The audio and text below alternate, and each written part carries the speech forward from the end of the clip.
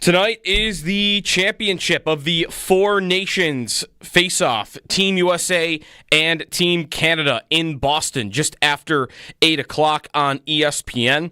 Some roster maneuvering by the Americans as they're dealing with potential injuries. Tage Thompson is on his way to Boston. He will join the team tonight. Can't practice with them and cannot play, though, unless there would be 2 injuries to forwards, which there are guys to watch, but all say they're playing as of now. Austin Matthews had been dealing with an injury. Brady Tkachuk and Matthew Tkachuk had been dealing with injuries. Matthew Tkachuk and Matthews both say they are playing tonight. Haven't heard from Brady Tkachuk, but his brother did say that he is going to give it a go and be in the lineup tonight. If they can't go, then Thompson maybe could draw in to the lineup. No Quinn Hughes. He didn't make the trip. Brett Pesce of the Carolina Hurricanes ends up going as a potential reserve for the U.S.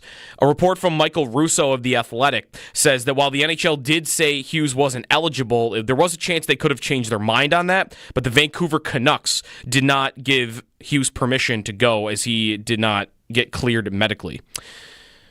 That game tonight just after 8 o'clock.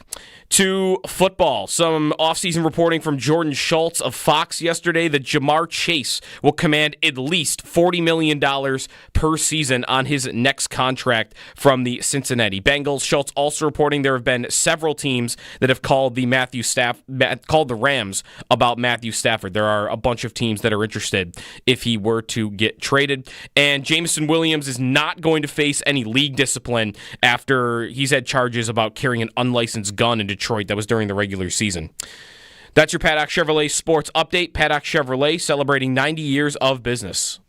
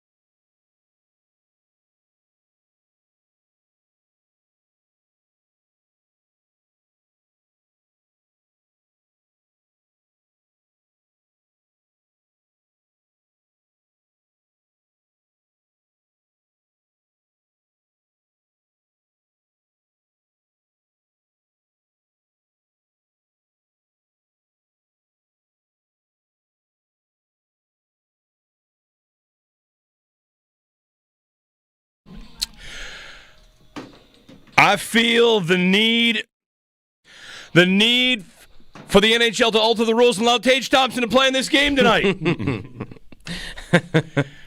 Come on, let him in. Look at this. We almost feel something. Just the fact that our guy is going there to not really do anything.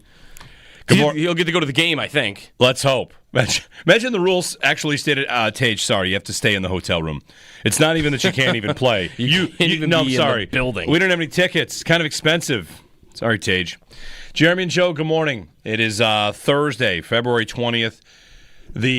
I almost want to call it the gold medal game, but it's not. It's not for a gold medal. I've been having to stop myself. It's just for a trophy? It's for a trophy. They're not going to get medals. They're not going to get rings. They're not going to get plaques. Are there jackets? Are there helmets? Each player should probably get a thing. No? I think they should be allowed to wear a gold helmet for the rest of the NHL season. Sold. I think just to remind everybody who won. Although I guess they didn't win the gold. They won the trophy. I think every player should be allowed 3 points to give to a team of their choice in the standings that's not their own. Can it be 30 instead of 3? No, 3. And we'll just have all the players give the Sabres the points. You can't give your own team a point. Yeah. I don't know why they'd pick the Sabres. How funny would that be? Like, it's a little bit of an offshoot when the All-Star game determined home field in the World Series. Yeah. Like, every member of the winning team will have 3 points to give out in the standings to the teams of their choice. That'd be pretty sweet. I mean, it's pretty dumb. It's pretty stupid. It's 6 a.m., but it is what it is. Anyway, good morning, Jeremy and Joe. I almost did it again. I almost called it the gold medal game. I mean, if we do, whatever.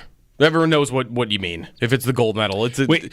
I also don't know that they're not presenting gold medals. I just know that there will be a trophy. We learned yesterday that Lindy, when coaching for Team Canada, while he coached in a gold medal game, it wasn't a gold medal game for him. He did not get a medal. No. Well, he did from Team Canada. Sure. Which they probably tried to make the same medal. Were they even allowed to do that? I have no idea. Like, here's a medal. I don't know. But right, coaches don't get medals at the Olympics. So Lindy doesn't have one that he got from Vancouver or from Sochi, would have been the other one that they won. So yeah. Maybe they'll get one, though, tonight. I don't know that they're not going to present medals. Right. We just know that there's a trophy and that there's going to be, trash talking, pride. I don't know. That's what they're playing for tonight. They're playing for pride, but in the good way, right? It's a game for pride. And you would hope the intensity is right where it was on Saturday, which why wouldn't it be? This one's to win the tournament. Yeah. And that was just, the play-in round. So, all right. I just don't expect fights off the top, but I don't think so. Playoff type hockey tonight, but featuring the most talented players in the world, except for Quinn Hughes, because we're just not going to let him play. But otherwise, the best hockey players. If you want to go there, the Quinn Hughes saga on whether or not he would join Team USA to me was funnier than anything, because on one level it was, all right, we need some depth on defense. Who can we get? How about the best American defenseman? Arguably, great. Could he by chance also be the one that's the farthest away? Yeah, yes, he's yes, I found him. He couldn't possibly be any farther away than he is. And we're going to talk like it's a situation that's in flux, like Quinn Hughes is in Baltimore. He was a 7-hour-plus flight away. Yeah. And it was breathless reporting moment to moment. Here's Pierre LeBrun. Here's Frank Saravalli, great insider, saying, following the situation on Hughes. And I'm thinking, following the situation, he has a 7.5-hour flight. Right. Well, is he getting on the plane? Oh, he's practicing in Vancouver. He's still there. Again, if he was already in Toronto or Montreal, I would have listened to it, but it seems ridiculous. The idea that Tage and Brett Pesce are traveling to Boston, that's easy. You can make it there in, 40 minutes? Yeah. Well, I think the difference is Tage and Pesce, there is no plan on them to play unless there is an injury. And I read the Michael Russo from The Athletic did and he's the Wild reporter, so he's going to be the guy talking to Bill Guerin, and he had Guerin quotes in there. It sounds like from that story that the U.S. thought they were going to get Hughes to play. They thought they were going to get Hockey Canada. Even said, they told the league, they're like, we're good. If they want to play Quinn Hughes, they're allowed to play Quinn Hughes. And they thought they had a backing, maybe even in the league, because the difference between this and the Canadian guy who showed up there to play because of injury is Quinn Hughes was on the original roster, not even just the original, full roster, before they announced the whole roster. In October, or first week in November, they announced the first 6 players of each team. Not the whole roster, just the first 6 players. The original 6, if you will. Oh, is that why they did that? Maybe. Oh, no, there are 6 players on the ice. But anyways, he was one of those 6 players. So they thought they were going to get the league to say yes because, one, their opponent said, you're good, go ahead. And they had that, which was different than the other situation with guys showing up for injury. But then it all didn't matter because the Canucks said, no, he's not going. The team said he's not allowed to go. Yeah. And from reading that story, I feel like if the Vancouver Canucks cleared him to go, he was going to play tonight. Do you feel like if the Vancouver Canucks were the Seattle Canucks, he would be going? I did look up Jim Rutherford and whether he's Canadian or American, and sure enough, he's a good Canadian boy. Oh, look at this! The president of Look Hockey at this Ops. sabotage, huh? The owner is also from Vancouver. The head coach is from Canada. I mean, bunch of Canadians on a Canadian team telling the American their best defenseman can't come. Just conspiracy. Flat out say you're afraid. They're afraid. Just say it. Let them play. You're just afraid of the Americans. We might as well get our trash talk in now, because if it doesn't go well, we'll just move on to tomorrow and talk about, the NFL salary cap. We'll talk about who the Bills should pick in the second round. That's right. Well, I'm excited. I've got plans for the game. Last time I had a hockey game like this, it would have been Saturday. But before that, right? What are you doing for the game? We've got a couple guys on my street, bunch of guys on my street. We're in a fantasy football league, and we kind of have a standing Thursday night. Whoever can make it, pop down to the corner bar, catch up. Kids are in bed. Hey, how you doing? Blah, blah, blah. And sometimes 2 guys show up. Sometimes 8 guys show up. And as soon as this final game got announced, it was like the group chat went, all right, it's a Thursday. Who's going to make it? This one seems a little bit special. So we'll see if it's 2 or if it's 12. But, yeah, this is very much a friends asking, what are you doing for the game? What's the plan for the game? Yep. And I'm locked in. I'm excited for it, ready to be there, ready to get invested. I found out how invested I was in this tournament on Saturday watching that game because, the fights at the beginning were fun and cool, and then McDavid makes it 1-0. And let's be honest, if Canada had scored the second goal there, Joe, and won, been 3-0 Canada at the end of the first somehow. Not to say I wouldn't have cared, but I would have very easily just moved along to whatever. We'll see him and see if the U.S. can make the final round. Mm-hmm. Instead of that, the Eichel pass to Gensel, when he gets one by Binnington to even it at 1, sometimes this happens to us where I jumped and yelled and surprised myself. Like, wow. Yeah, I really do care. I care quite a bit that they win this game. And when Larkin scored on that 2-1-1, same thing. Big fist pumps, like, let's go. Yeah. So tonight I'm expecting more of the same. Just digging into a game in February, and then we'll get back to the NHL. I'm also meeting some friends out for the game that we've not picked a location because we are trying to figure out where are the most people going to be for this. Yep. It's a game where we want to be in a group setting where there's an atmosphere. If there's a goal, the whole place around there, high five. That's when you really care about a sporting event or a tournament, is when you are high fiving people you don't know. Yeah. And seeking out, I'd like to go high five some strangers tonight. Yes, exactly. That is my goal for tonight, is to high five strangers. We did that on Saturday. So Saturday for the game, a couple of buddies and I went out. We were at the simulator watching and playing golf, and the decision was made after the second. Let's make sure we go someplace where people are, because this is going to get intense in the third. Yeah, and we did. And watching it with a crowd was cool. Tonight should be a lot of fun. I don't think I did this for Game 7 of the final. I think. Not to the same degree. We probably went out for that game, but the Oilers and the Panthers. Okay. Hey, it's Game 7 tonight. Winner wins the Stanley Cup. What are we doing for it? This, though, because that is what? That's more you're just watching the game. Maybe you have a rooting interest one way or the other, but not everybody is... not everybody's maybe rooting for the same team or the same individuals, or, we've got, in our group, we've got 3 guys that love Sam Reinhart and 3 guys that hate Sam Reinhart. So, some of them are rooting for the Panthers, some aren't. But, tonight, everyone's rooting for the same team. Yeah. It'd be as if, it's the Sabres just wearing an alternate jersey with, players that are a lot better. So, everyone being on the same page and who we're rooting for, man, I'm pumped up. I do really care if they win this game or not. And if they don't, then we can just say asterisk because Quinn Hughes wasn't there. Well, if I'm looking at you for this, you've been on American Hockey is Catching Canada for a long time. Yes. Inch by inch tracking this.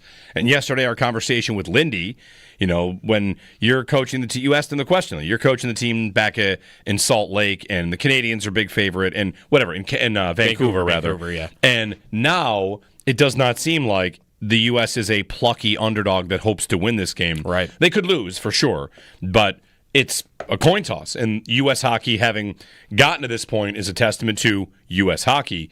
Of course, the U.S. has the edge in goal, and that is not close. That's one spot where, you've got to feel pretty good about it. But when you brought that up to Lindy, he said he totally agrees. This is not the same as it was 10 years ago. I guess 15 years ago, because Vancouver was 2010. Wow. Yes. All right, 2010. So 15 years ago, it was, let's hope Ryan Miller can save Team USA to the gold. And now, the U.S. is still strong in goal, but they've got the rest of the roster to get it done. you want to hear a take that I had a buddy tell me yesterday that I had not heard about why that's happened? And I think it's almost more funny than it is probably accurate. Why Team USA? Why have they caught Canada? Why have they, in terms of talent? Yeah. Like, why are they no longer, physical, these David Backes type players up front where they're going to try to, outwork you, and they're pretty good, but their best players are never like the elitely talented guys. Right. Why did Team USA become a team that has a guy that scored 69 goals last year, Austin Matthews? Why does Jack Hughes exist? Why is he, a 110-point player? Why do they have all these gifted, skilled, talented players all over the place? That's a good question. Is it a hot take? Is it a... yeah, sure. It would qualify. It would qualify. All right, spicy take. It's giving one man all the credit. Crosby. No. Don Granato. Oh. He coached all of them. And hey, when he was here, everyone got better offensively. Everyone scored more goals. Yeah. You're telling me all these guys went through a system where that dude was the coach? They're all really talented. They all score a lot. They're all really good offensively. Again, I don't think that is the answer. But I'm not saying it's also not again. Granato was the coach from 2011. This is the U.S. program. 2011 to 2017. So all these guys that are playing right now that are in their primes went through that guy on their way to becoming NHL players. I mean, did you see the look? I thought it was a funny one. Did you see the look on my face when you said it? You kind of, yeah. I went with a, I'll listen to it. Is it any different than someone pointing out Brian Daboll was important to Josh Allen's development? Right. He was there. He was there, and sure, there's a talent that's involved, but I mean, you're listening to it. I'm again not giving him all the credit, but maybe there's a little something there. Yeah, he was good at coaching offense and skill and development of those skills, and now I've got a Team USA that, as opposed to 15 years ago, is very different in that way. Yeah, very different in that way.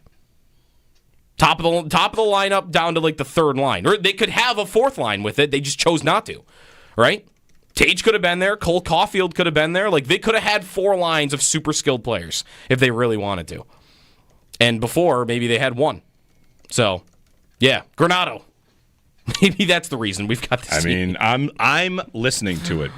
One of the things about Granato, this is, if there's ever an oral history of the drought or a 20-part documentary, one of the things about Granato that I think about a lot is how he never got to really... He never got to coach Jack, just be the head coach in his system. He coached under Kruger, right? And that's Jack's last time here. And if Granato had been given... What if Granato was the coach that's hired when Jack's a rookie? When he's a rookie? Instead of Bilesma. It's Granato. It's a guy that... when Granato was here, what did he do? He brought along young guys and taught them how to play a certain way, and hey, don't put too much pressure on yourself. You don't have to just go out there and we'll play wide open. Yeah. And people kind of liked the team quite a bit. I always just wonder what it would have been like if he'd been able to get a hold of Jack for any period of time, whether he would not have been rushed into the captaincy, whether he would have just been, more productive, even more productive, because he was super productive here. It's one part of his game that I never thought was lacking. It's just... Yeah, he did a nice job getting the best out of young players, and the Sabres, arguably best young player they maybe ever had, did not get that coach. He got Dan Bilesma, and then he got Housley and Kruger, and then Kruger. Yeah, it's different. It's different. So anyway, tonight I will be rooting, of course, for Team USA. I will be very easily rooting for Jack because I never stopped. So, rooting for great players is. It's something I'm going to do no matter what. And we'll see how tonight goes. 8 o'clock face-off. The hockey world is flexing its muscles. Seeing a lot of that because the NBA just had a really bad weekend, and hockey has had a really good 2 weeks. And tonight is the final show. What's it up against? Nothing. It's up against. Is there TGL tonight? There is not. TGL got in their games on Monday and Tuesday. you've got NBA games off the All-Star break, but tonight it's at center stage, and the NHL gets its spotlight. And I'm sure SportsCenter will spend a lot of time on this. There's not even an NFL drama thing out there. The biggest thing that happened in the NFL yesterday was the announcement of the cap and where that'll go. Yep. And we'll talk about the implications of that. But center stage for the NHL. Let's have ourselves. Would you take right now? Would you take overtime? Yes. Yeah, give me all the drama. Give me all the drama possible. Yeah. I'll take overtime. Let's have overtime, except let's not have a Canadian legend score from an odd angle that we don't even know goes in to end the game. Yeah. This is a tough one. Yeah, I'm wearing the jersey today. Not the Crosby jersey, the Miller jersey. Also, Crosby scoring it again would maybe not be great. No, that would be terrible. Because Crosby actually has scored goals like this, and I mean, if you're a Sabre fan, I don't need a third one. He scored to win the Winter Classic, right? That kind of stunk. He scored to win the gold medal game in 2010. That very much stunk. And, if he were to bury them again, maybe that's why I hate Crosby or hated Crosby as a kid. I don't really hate him anymore. So yeah, I'll take overtime. I'm not conflicted in this. I know you definitely are not conflicted in this. I do wonder how Sabre fans will feel that are hardcore rooting for Team USA. What the emotion they'll be faced with if it is Jack that scores in overtime. Like if they had an overtime and Eichel was the one to win it. Because for me, again, I'm not conflicted. I would cheer, but I wonder if I was in this place that I'm trying to get to with a lot of people and I'm high-fiving strangers. If I turn to high-five that stranger and he's the one who scored, is that guy high-fiving me back? Maybe not. I'm trying to think if there's any player I'd rather have score the goal. If it matters to me who scores it. You're really just like, let me, Is Matthews any better than Eichel? Sure. For scoring the goal? Sure. I'm trying to think if he's on Toronto. If there's even a hierarchy for who I want to score the goal. Is it better if it's Werenski? Is it better if it's... Right. I'm trying to think if I care at all. Would you care if the U.S. were to win it in overtime? It's Dylan Larkin. Right. If it's Matthew Tkachuk. If it's Tage. Get him in the game, folks. I mean, if it's Tage. Get him in the game. I mean, it'll be unbelievable if it's Tage. So part of your story was the NHL was basically willing to say, whatever, fine, go to the bench? Maybe. Not even that, but more that kind of the U.S., more so, Bill Guerin believed he could get the NHL to let him play. So that's not direct from the NHL. That's maybe Guerin kind of guessing that he could get that to happen. But that it never got there because it never got to that point in the first place because the Canucks said he's not cleared to play or he's not cleared to fly all the way to Boston for this thing. So he might not have been able to play regardless. But Guerin, he kind of made a point I know what the rules are. I know what the rules are. I'm talking to the right people. I know, if I didn't think there was a shot he could play, we wouldn't have even been putting the effort in. He thought there was a shot that they were going to let Quinn Hughes play. So that wasn't confirmed. The NHL didn't say that, but the US GM kind of said that. Yeah. So 803-0550 is our number. 803-0550 and 1-888-550-2550. We'll talk with Paul Hamilton at 8:30 this morning. We'll talk with Tyler Dunn at 7. He has a piece up at his website, golongtd.com, a big picture look at the Bills and where they kind of sit this offseason. We'll talk to Tyler. And that'll be at 7 o'clock. Your phone calls along the way, good morning to all of you out there. Good morning to the chat on YouTube, which is discussing whether or not Owen Power is good. The chat we're treating now as a character on the show. They're yelling at each other about Owen Power. It's its own organism. Sometimes you just wake up in the morning, you want to log into a YouTube chat of a radio show and start throwing bombs at Owen Power. Did we even say his name? We did not. We did not. We did not. See, that's why I love it. That's why we don't even have to mention a guy and just bam, everyone's fist fighting in the chat about the chat. Power. The chat is like if you were to, you look out in your backyard and you see what are the dogs doing out there, and you just find out they're after something. And today the chat is getting after Owen Power. So hey, what's going on in the chat? That's going on. You can jump in. You can stream with us on YouTube or on Twitch, of course, and whatever. We'll hang out. USA Canada tonight, 8 o'clock. Very excited for that. Jeremy and Joe on WGR.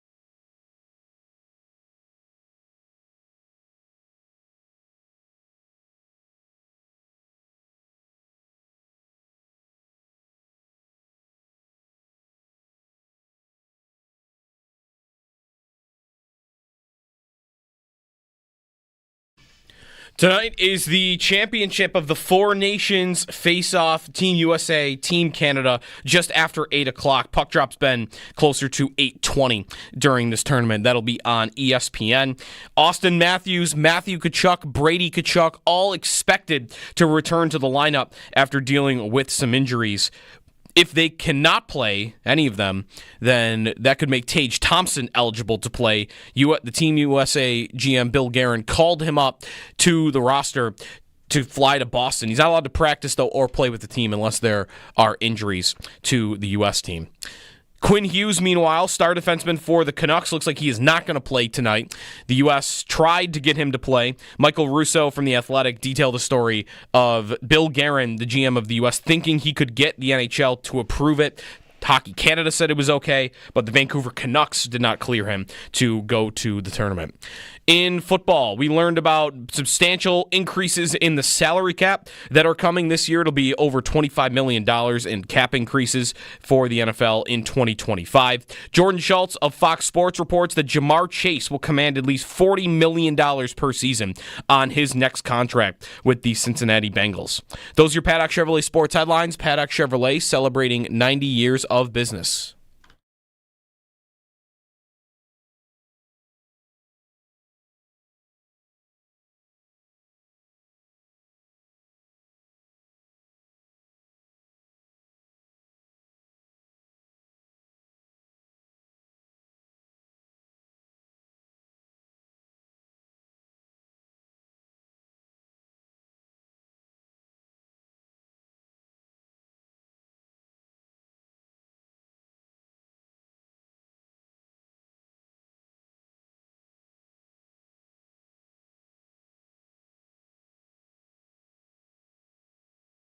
Now it's Larkin with a burst of speed. He scores!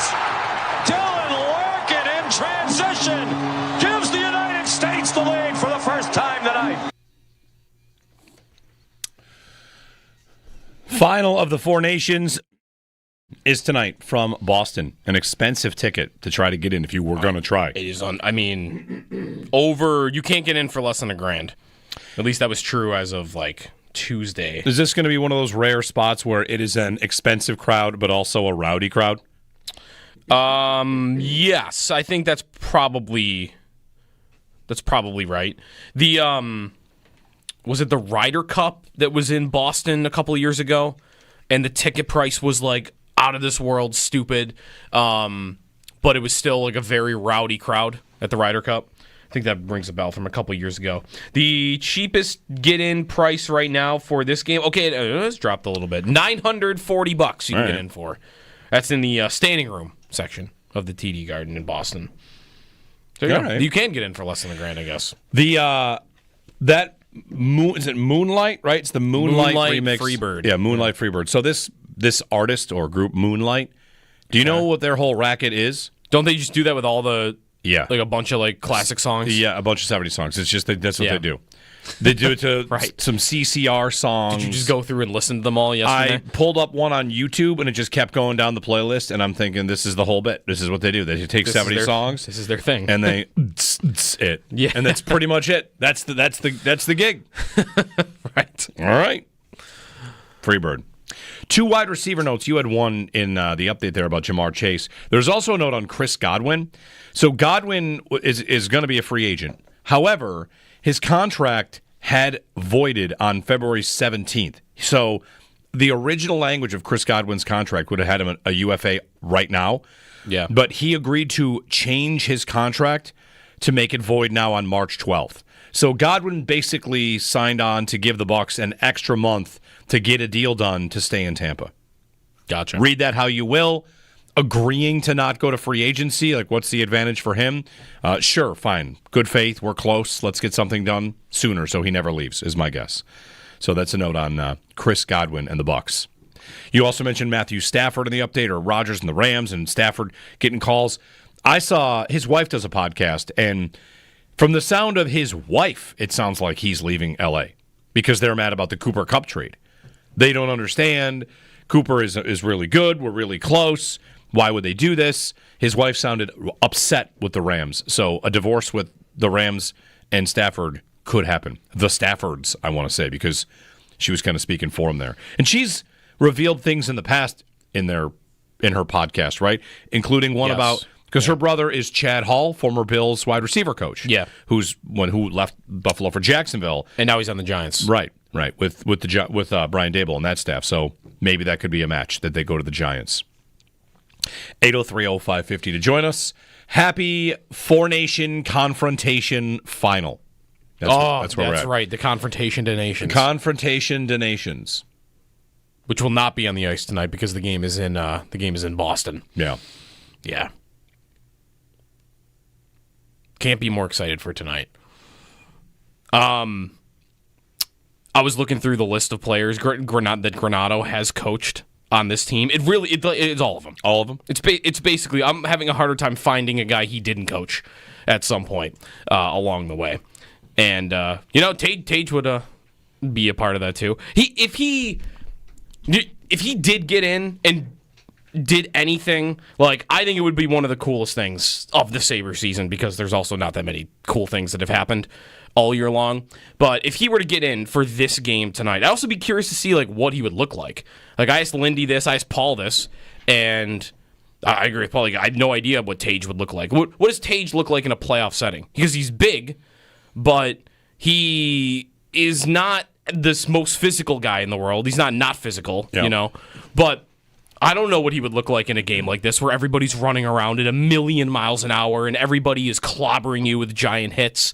I think in theory he should still be pretty good, but I don't know. I wonder how much of a culture shock it would be to him to just play in a game after playing for the Sabres for 5 years, just playing a game like that tonight if he were to get in.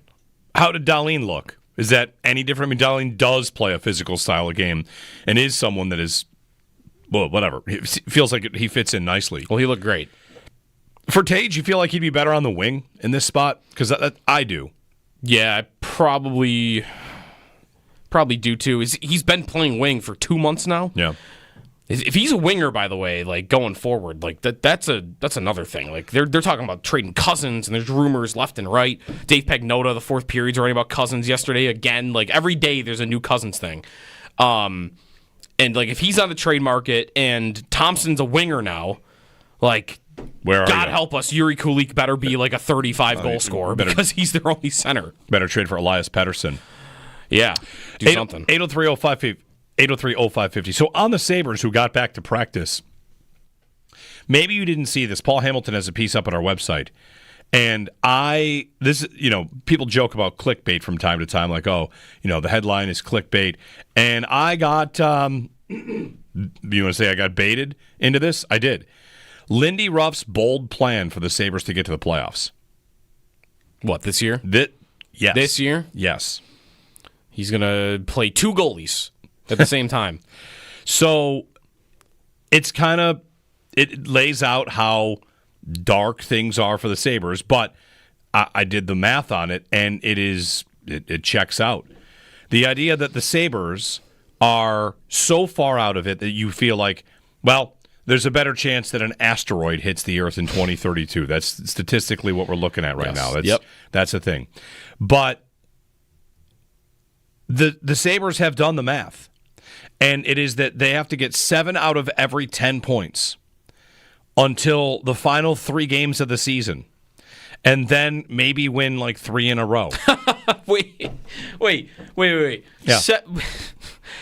It's not even just get 7 out of every 10? No.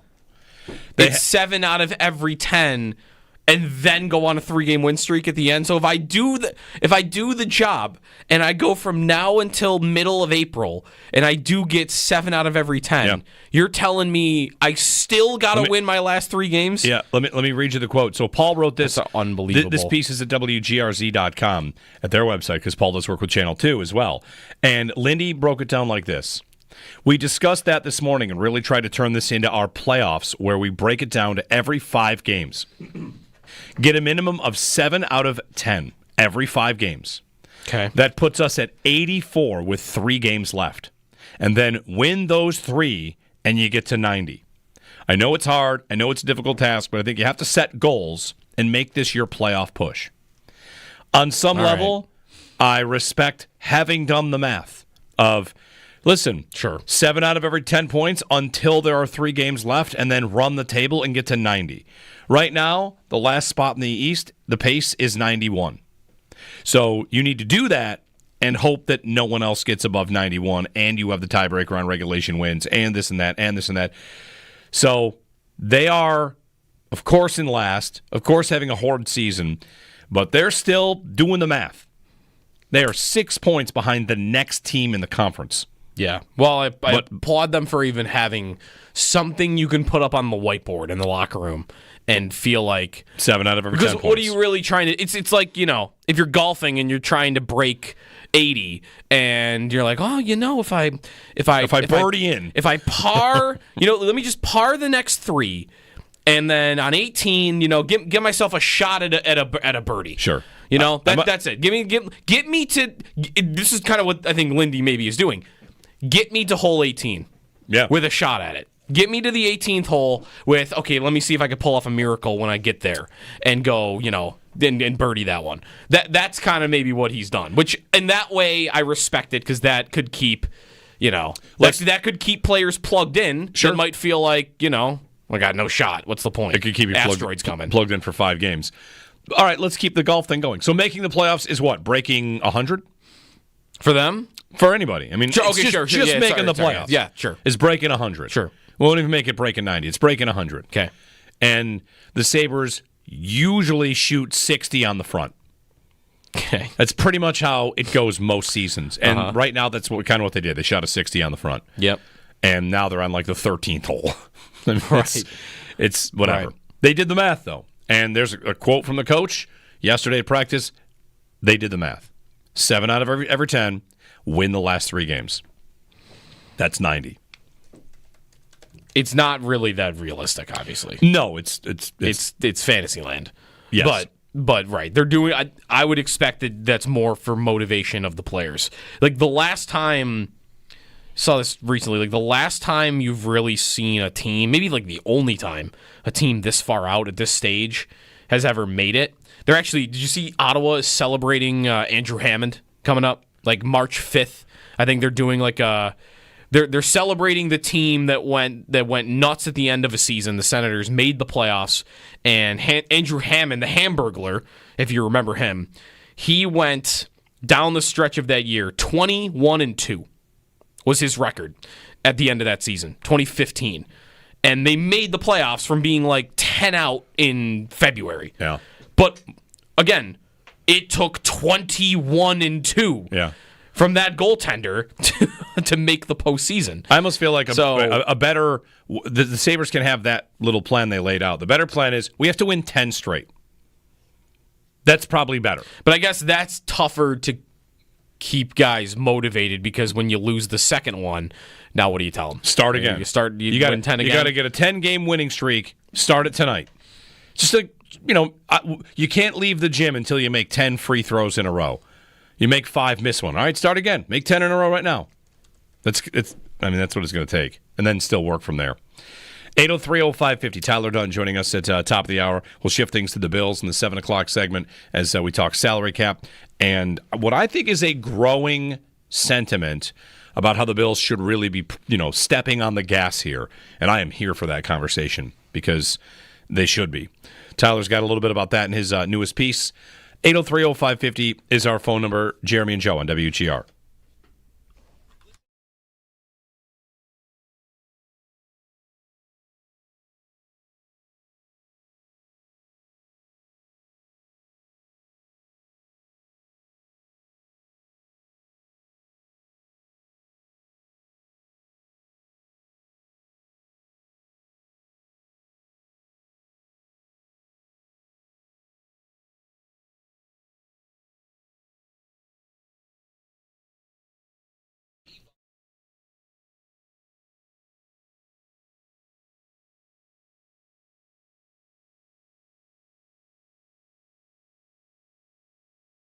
Jeremy White here for FanDuel Sportsbook, official partner of WGR.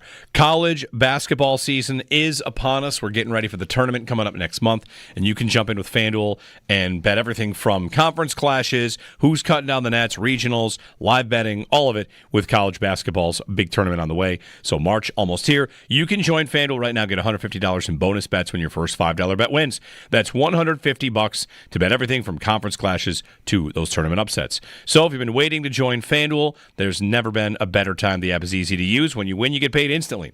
Visit FanDuel.com/white and get in on the college hoops action before March. 21 plus and physically present in New York. First online real money wager only. $5 first deposit required. Bonus issued is non-withdrawable bonus bets that expire 7 days after receipt. Restrictions apply. See terms at sportsbook.fanduel.com. For help with a gambling problem, call 1-877-8-HOPE-NY or text HOPE-NY.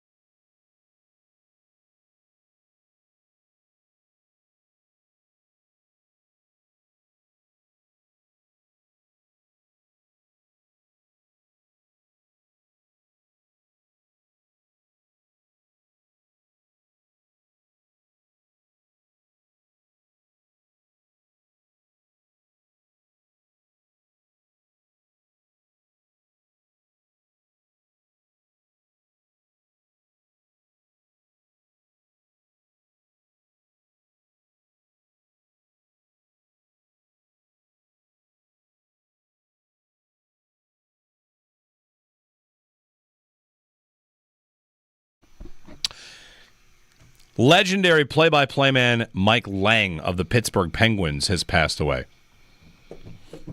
Is there RJ? Sad. I saw a lot of people sharing clips and stories and clips. He's the calls, I should say. Yeah, his calls are, I can say this not being nonsense, right? Scratch my back with a hacksaw. Like that kind of just nuts. Mike Lang, legend in Pittsburgh, has passed away. Josh also pointed out it's the 12-year anniversary of firing Lindy Ruff. Yes. February 20th, which means that yesterday was the 12-year anniversary of me hitting the goal horn at the arena for the one goal they scored against Winnipeg. Oh. Well, they fired him the next day. That's right. Okay. So you said yes. Yesterday, yeah. Yeah. Which also means that 12 years ago today, Syracuse basketball played somebody. Because I was driving to Syracuse to go to a Syracuse basketball game and found out Lindy Ruff got fired. And instead of spending the night in Syracuse and having the day off, I drove back home that night to come in to talk about how the Sabres had fired Lindy Ruff. That's a long way to get to where were you when Lindy got fired. I was coming off of being the guy that hit the goal horn in the arena and going to a Syracuse basketball game. I was at the West Seneca Library. In what grade? I would have been in 2013. High school? Junior year of high school, senior year of high school. Junior year. By the way, I thought of something. I've started to write down for our segment, do the kids know about this, for you two?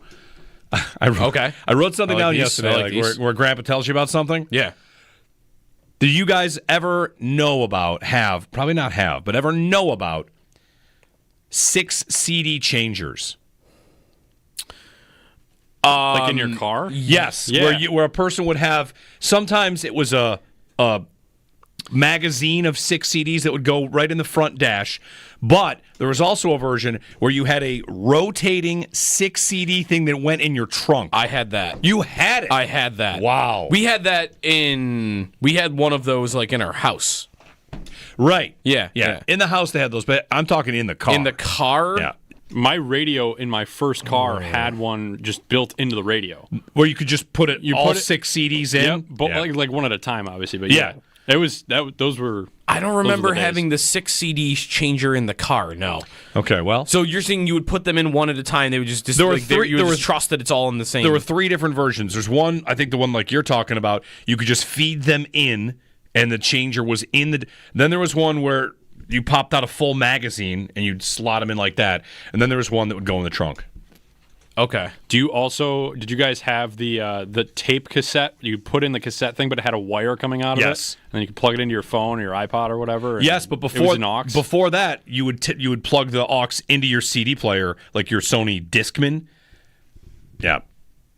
Back when before CD players were all in cars, you would have to convert it to a tape player. And then you'd be driving along the road, and you'd go over a bump, and the music would stop for 5 minutes. Mm-hmm. As the CD tried to find there's a laser tried to find the CD again. Anyway, all right. Well, you guys know about that. All right, those will have their comeback, I'm sure. Yeah? Everything goes through a cycle, right? Right now, it's record players.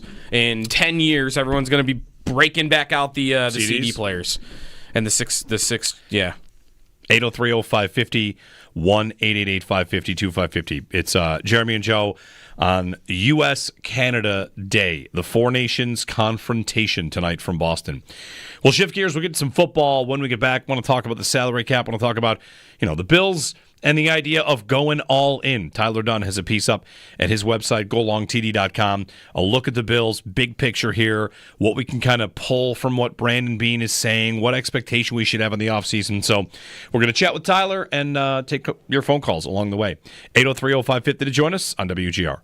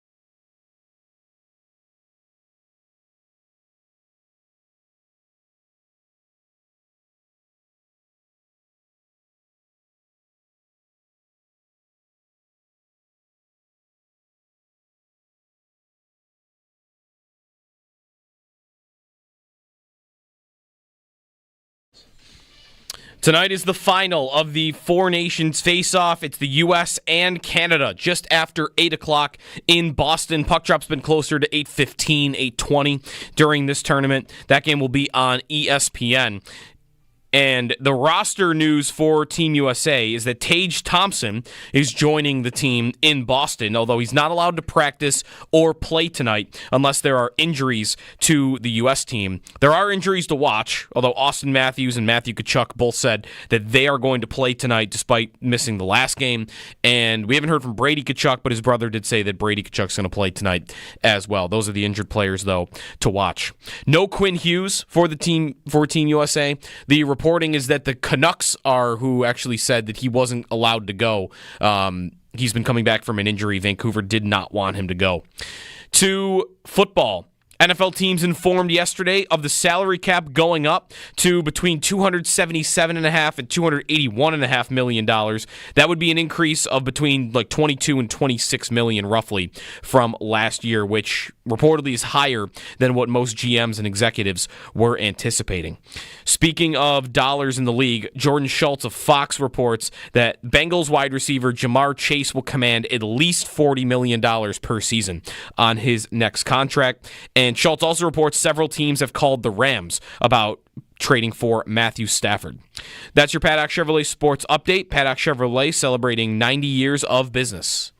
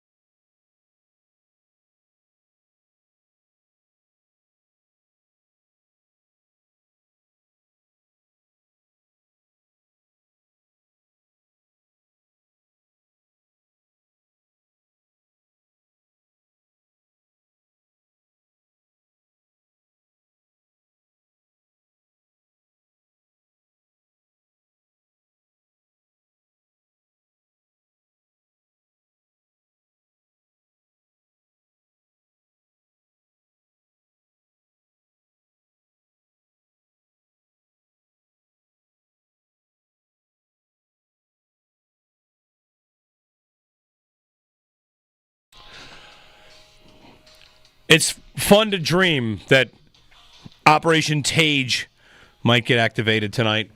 Long shot to play, but joining the team in Boston. Not a lot of practice. I think it's a good sign for his Olympic candidacy for next year. That he was like first man up? Yeah, that like the first guy they called up as a forward was him. Yeah. Who else would it have been? It could have been Cole Caulfield. All right. Jeremy and Joe, good morning. The Confrontation to Nations wraps up tonight. U.S. and Canada, the final game. Not quite a gold medal game, but whatever. Tonight, 8 o'clock. We're excited for it. Tage has joined Team USA. In the event that enough players are sick and they're below the roster limit, then Tage can go in. If it's a defenseman, it's Brett Pesce. He's joined the team the same way. I was wondering if there was a backdoor way they could get Quinn Hughes in, which is, he's going to play forward tonight, guys. Like, they're going to tell the league, like, no, he's our forward. Yeah. And then when the game starts, he's playing on the blue line. Sure, why not? Why couldn't they have done that? See, that's something like I would do in like a fantasy league. Would I do that in like... That's how you got the name Sneaky Joe. Yeah, no, yeah, I would say I'm going to play Quinn Hughes. Right, he's going to be a forward, and then what are you going to do? Well, you're going to cancel the game if you see him playing on the blue line? That's another thing. They could have just done it, right? What would have happened? If Quinn Hughes just showed up tonight in America, are they going to stop the game? You get stripped of the trophy 2 years later. Okay, the trophy that I'm still not even sure what it looks like. 803-0550 our number on the the Four Nations if you want it. We're going to shift gears. Some football. We have news about the salary cap and Tyler Dunn. GoLongTD.com joining us on the Western Hotline, front of the show. Tyler, you watching this hockey game tonight? I know you're a football guy, but you putting on your American flag and singing Freebird or what? Hell yeah, absolutely. I'll just talk, U.S. Canada hockey if you guys want, because what a great opportunity to put Canada in their place. I'm sure there's nobody from Canada listening right now, so we can talk all kinds of smack. That was great. You're going to boo our anthem. We're going to kick the snot out of you. That was some of the best 3 seconds of sports that you'll get. So, yeah, I've been planning for this one. Going to meet up with some buddies, 911 Tavern there in South Buffalo, pound some wings, watch some hockey. It just kind of came out of nowhere. It was like a gift from the sports gods to everybody in Western New York and beyond. As unless you prefer the NBA All-Star Game, which if that person exists, we can probably shoot that person to Mars.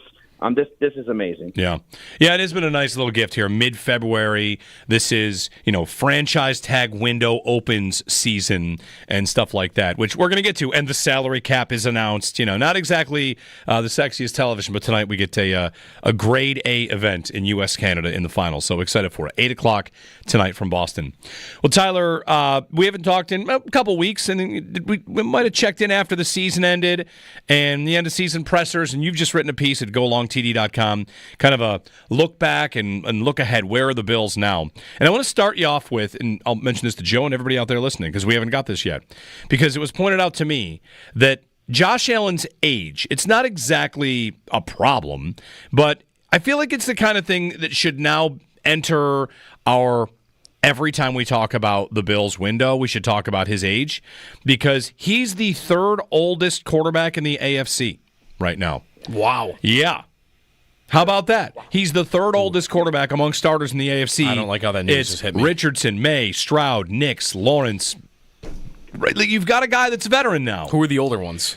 Rodgers, Mahomes is an earlier draft year. It's Mahomes and Burrow who are older, and then there are other starters that are going to slot in. Yeah. Rodgers, maybe Stafford comes to the AFC. But the point is right now, it's Mahomes 30, Burrow 29, Allen 29. Third oldest in the AFC. So, Tyler, I kind of want you to take that and run with it. Do with it what you will when it comes to what you wrote about the Bills and the window and how they should be treating it right now. Sure, Jeremy. I feel like that's kind of what made that such a crushing loss at Arrowhead because the stars were aligned. I mean, you're healthy. I mean, Josh Allen has started, 117 straight games? Is that what it's at right now? It's well, with the playoffs included. He's been unbelievably healthy. The offensive line, you just had Spencer Brown missing that one game. They gave up the least amount of sacks in the NFL and helped this team kind of evolve. It's ethos on offense. They can beat you up physically, and they stayed healthy.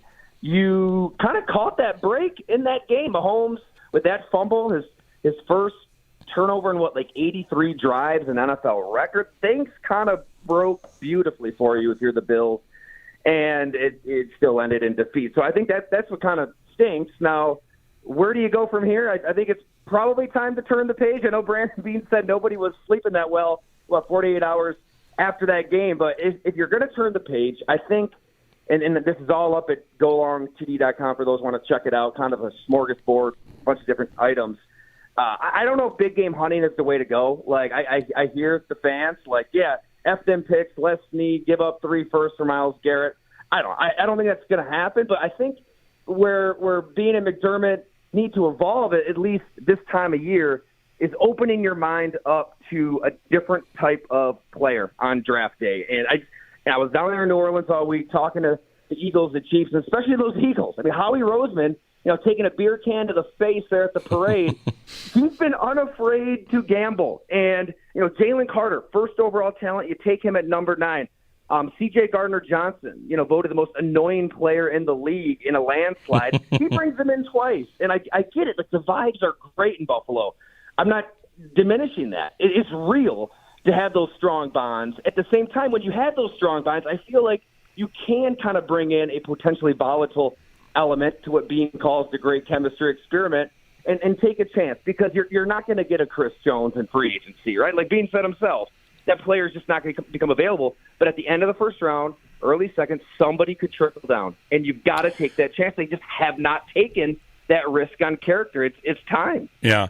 The idea that I don't remember, but you wrote about this, how Chris Jones, there were some concerns about character and, Jalen Carter is this, and if it's Jordan Davis or whoever, you basically the idea is the Bills have been maybe a little too married to the idea that everyone has to get along. That was very much a success of theirs this year, that did happen. Right, and I do, Tyler, to add in, I remember being once upon a time, maybe this is 3 years ago, saying we don't just want choir boys. Like, he didn't necessarily like the idea that, they wouldn't take risks on guys like that, but really the proof's in the pudding. Like, to your point, I can't really think of a time where they've really taken a big swing, a big risk like that. If I could jump in on this, like the name that comes to mind obviously is Diggs. It doesn't even have to be a person who has a checkered background. It's someone that makes other people uncomfortable sometimes because of the way they play or whatever it might be. Like, Tyler, you wrote in your piece, football's a violent game played by violent men. The idea is you need people that are going to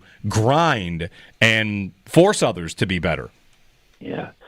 Totally. I mean, I feel like when you're sitting down with these players in Indianapolis at the Combine, it's going to be important to remember you're not hiring somebody for a 9-to-5 office job. I mean, you're hiring somebody to legally whoop somebody's behind. Like, that is what you do. Look what the Eagles did. One-on-one, there was nothing exotic, nothing fancy to what Vic Fangio did. They didn't blitz one time, but they just beat up the Chiefs.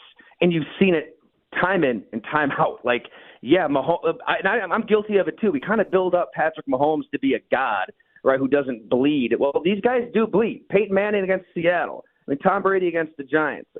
You got a D-line that can get after it.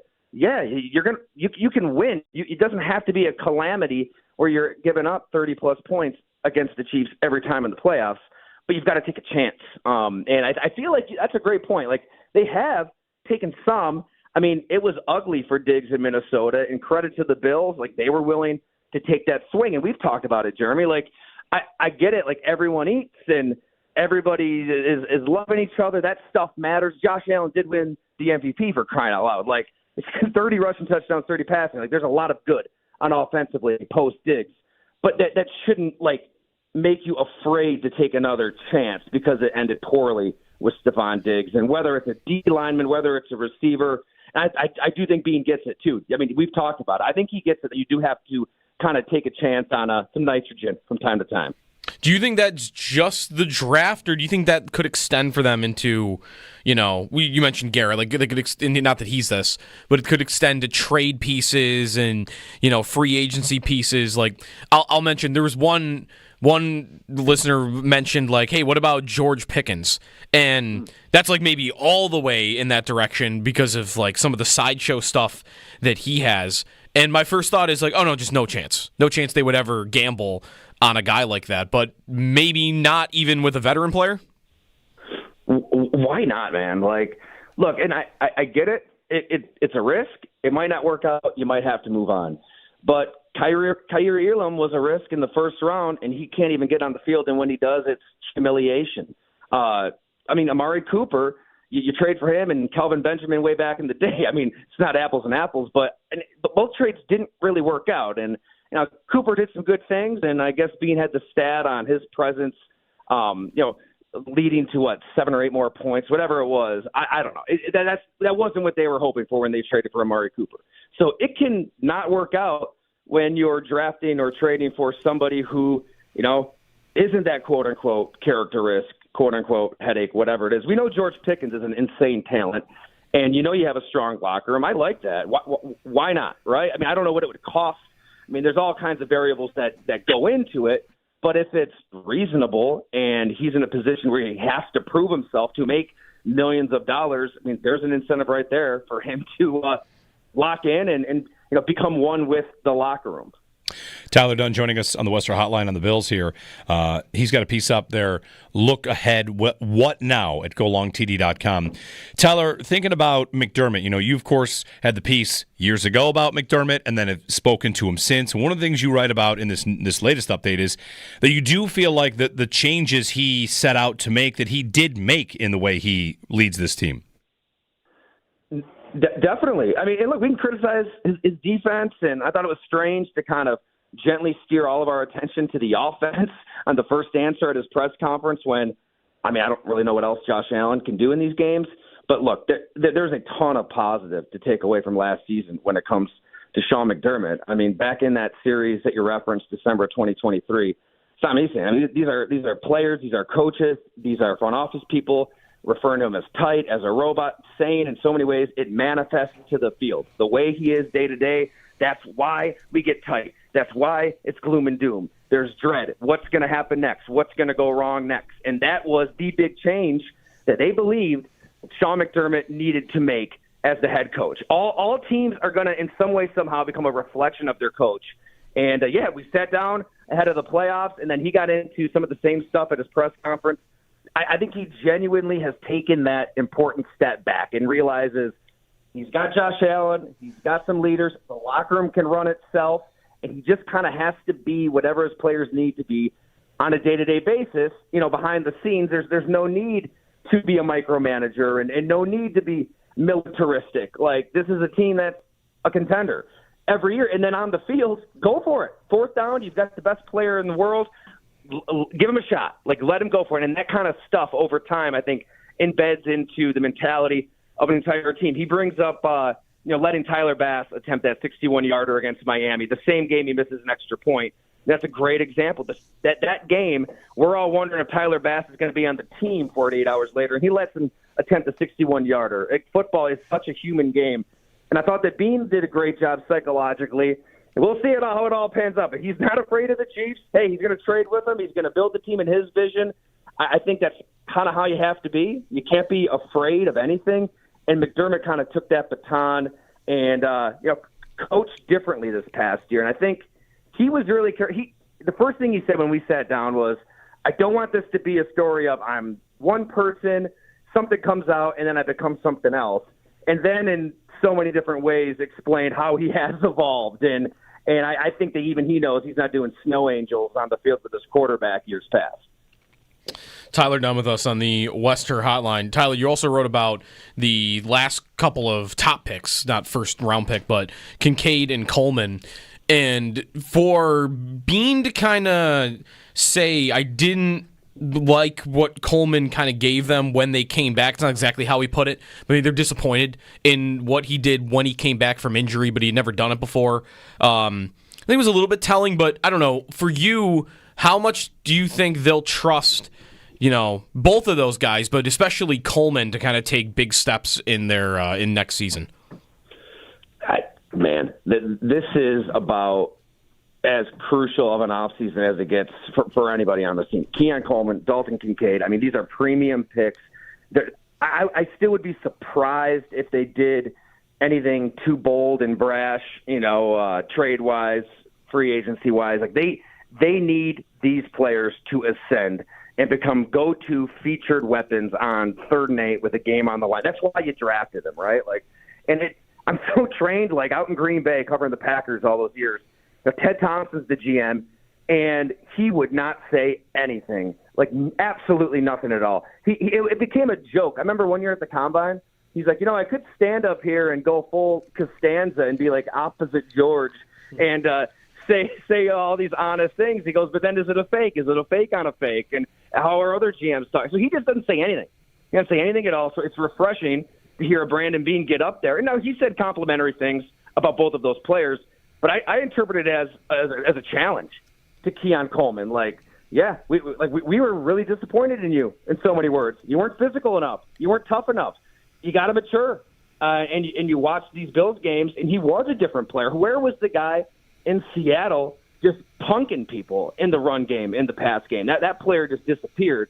Dalton Kincaid had the PCL, so it's a little different situation, but, they expected a lot more out of him. This time last year, we're talking about him being a featured weapon, especially post-Diggs. So I like the fact that the GM is just being honest. It's nothing that he didn't say to these guys personally, and they're going to need these players to produce. And I hate bringing it all back to Chiefs, but that's the team that you got to get past. And look at these drafts. You get Kyrie Elam the year they get Trent McDuffie, and then you take Dalton Kincaid and they get Rashee Rice later in that second round, which, by the way, yes, off-field issues. And then the Xavier Worthy, Keon Coleman debate. So, there's some separation there. As amazing as these mid-round picks have been for Buffalo, and I think that being in the front office has really done a great job, that part of the draft. Winning championships is about nailing that first round.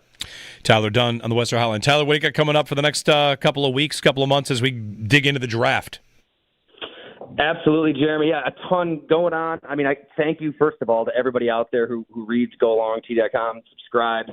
I mean, Western New Yorkers have been awesome since I launched this thing. So this time of year is just great to work the phones, travel all over the country, sit down with people at length. During the season, you kind of become a creature of habit, Monday through Sunday. But now it's a really good time to spend some weeks working on bigger stories. So kind of planting the seeds on a bunch of different stuff. Are you waiting to see where Aaron Rodgers lands? Oh, on bated breath. I can't tell you how excited I am to see where Aaron Rodgers goes. I'm just waiting to click purchase on that news. Seriously, who in the hell will want him? I don't think anybody wants. I don't think he goes anywhere. I think nobody wants him and he retires. The only team that I feel like I'm wondering about is if Pittsburgh has no other move, and there seems to be this bromance weirdly between Tomlin and Rodgers. Maybe, I know you're referencing like they gave each other a little wink and a nod during a game. That's really all it is, I guess, yeah. Yeah, Tomlin's not an idiot, though. I think he'd rather have a Daniel Jones than Aaron Rodgers at this point. Yeah, that might really happen. You mentioned like he might retire because nobody wants him. That's getting Belichicked these days, right? Like it might happen to Rodgers. Tyler, thank you, and let me know when you find out who's going to play quarterback for Syracuse this year. We're gonna find absolutely. That's the bigger question. Thanks, man. Yeah, thanks, Tyler. Tyler Dunn, golongtd.com. Subscribe to his Substack. Bunch of great stuff. The Zoom calls, the happy hours, the conversations. I watched the big thing with Jim Monos that he did talking about the state of the Bills. It's good stuff.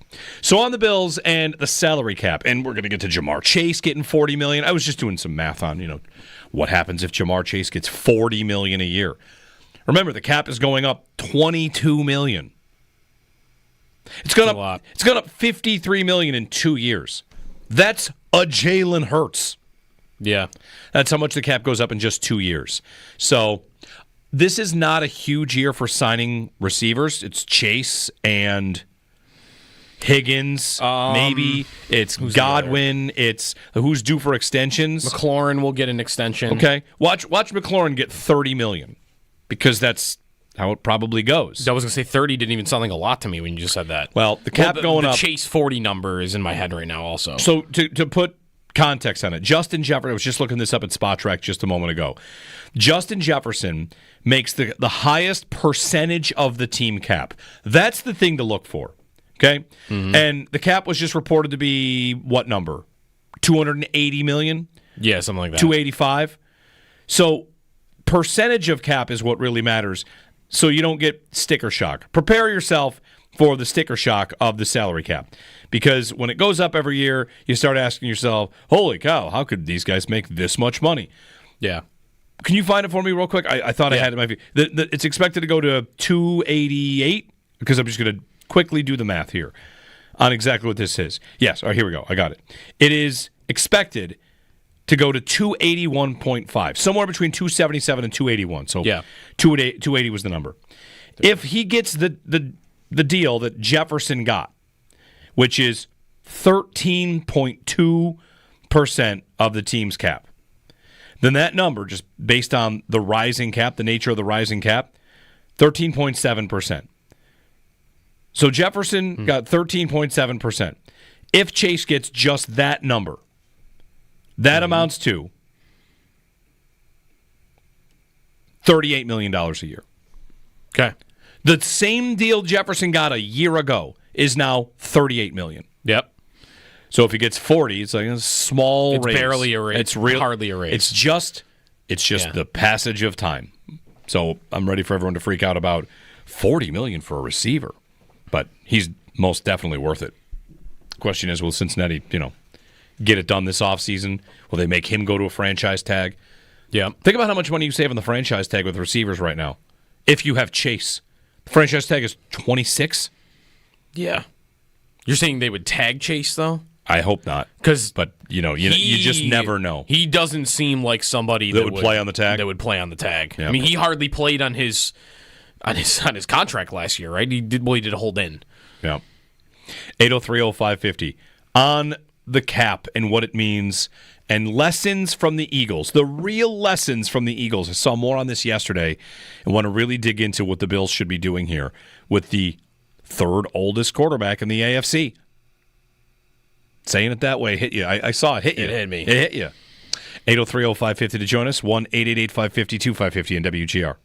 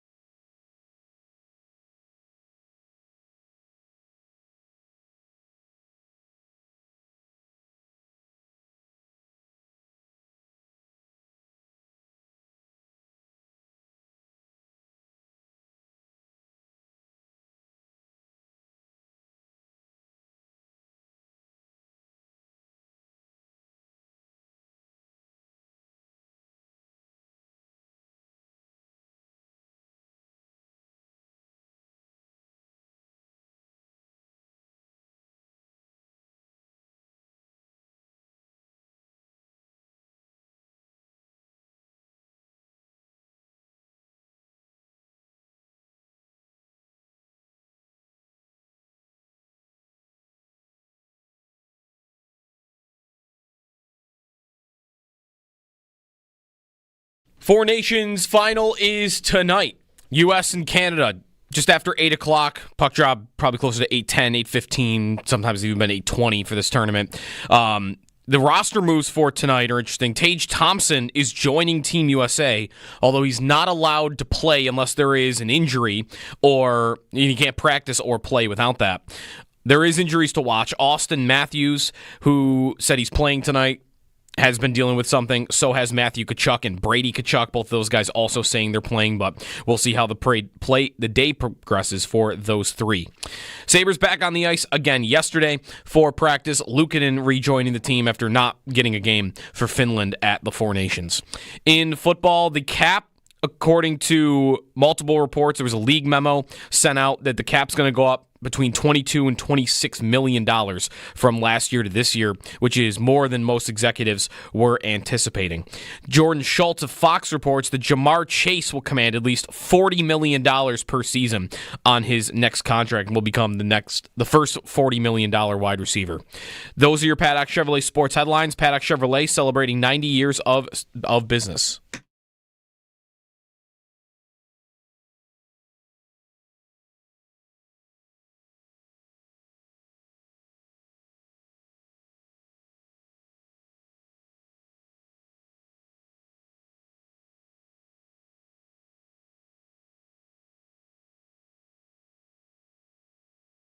I don't expect us to be big spenders in free agency or anything like that. We still have to manage this cap because we're not going to try and set this thing up to go into a year where we got to strip it all down while we got number 17. We want to give him every chance every single year to see if that team can contend for a title.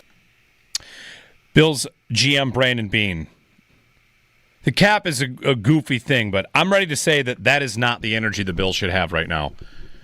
We never want to get to a year where we have to strip it down. You might never have to do that. I want to read you something from Brett Coleman of NFL writer, the Bootleg Podcast. He does great work for the Film Room on YouTube. Bootleg Football, Underdog Fantasy. On the Eagles, there's a lot about the Eagles model, right? Yeah. Oh, get there with 4. The Eagles, by the way, have 3 free agents. The top 3 free agents that are hitting the market defensively. The top 3 are Eagles players. It's wild. Josh Sweat, Milton Williams, and Zach Bond, yeah. The linebacker. CBS Sports, I saw a ranking of the top 25 defensive free agents. I want the Bills to sign 6 of these players, and 3 were Eagles. Anyway, yeah. Brett Coleman writes this about the Eagles and their cap. And I'm not trying to get too weighed down here on salary cap stuff, but I think that the Bills need to ditch this idea that they're going to get into trouble if they sign too many players. And it might require ownership to pay more money and give more money right away. Here's what Brett Coleman wrote about the Eagles. Because he pointed out, first off, this is a little bit of the business side of the NFL. So give me a minute on this, and if you want to give a call, that'd be great. Just a general point. We mentioned yesterday that the salary cap is likely to explode again because streaming numbers are about to start to be counted. If you watch it on a stream, it will now be counted in a way that it has not been before. And all these new revenue streams are coming in as well. And Netflix might get in on the bidding. 2029, the league can opt out of its broadcast deals and get brand new ones. And what will happen? They will get unbelievable amounts of money. And Coleman's point is that GMs should plan for this. And especially, as where I'll add, GMs that feel safe should do this, that feel like they're stable with a quarterback and with a coach. Coleman wrote, if I'm a GM next year, maybe even this year, I can sign outrageously backloaded deals with a ton of funny money that slams home in 2030 and not even care about the math.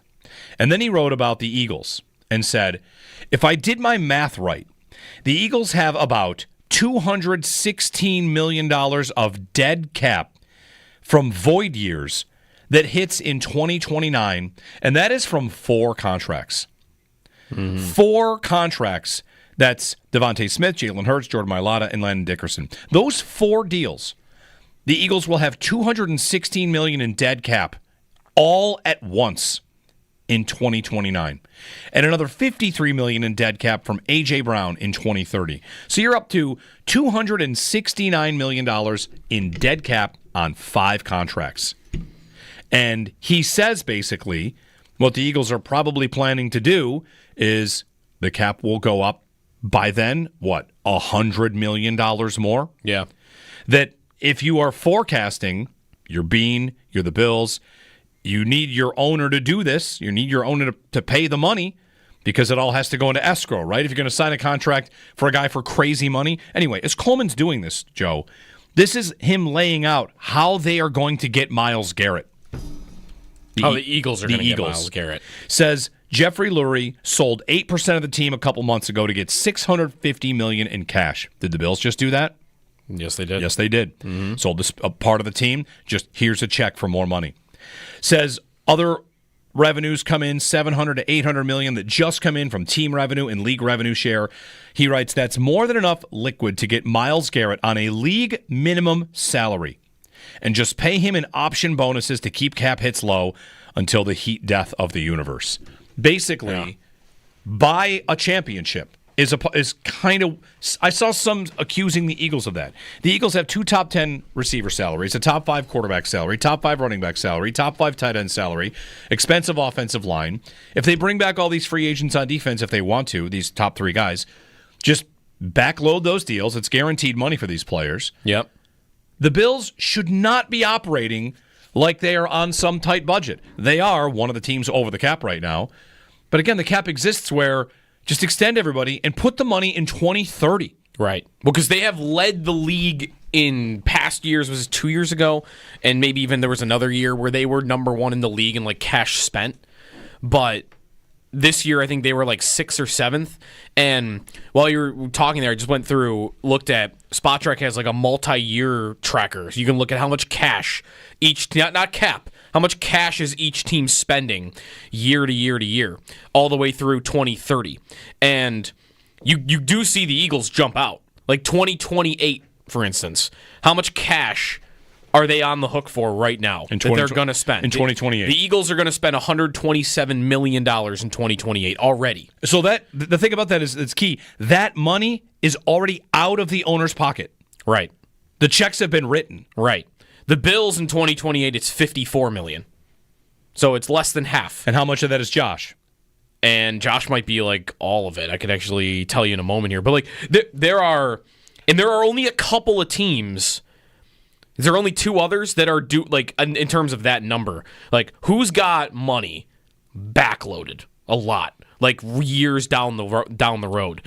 The other 2 teams that I'm seeing that have huge numbers like that is Dallas and Detroit. Those 2 teams, same thing. Like they've got a ton of money that they are on the hook for in those years. And the Bills are not really.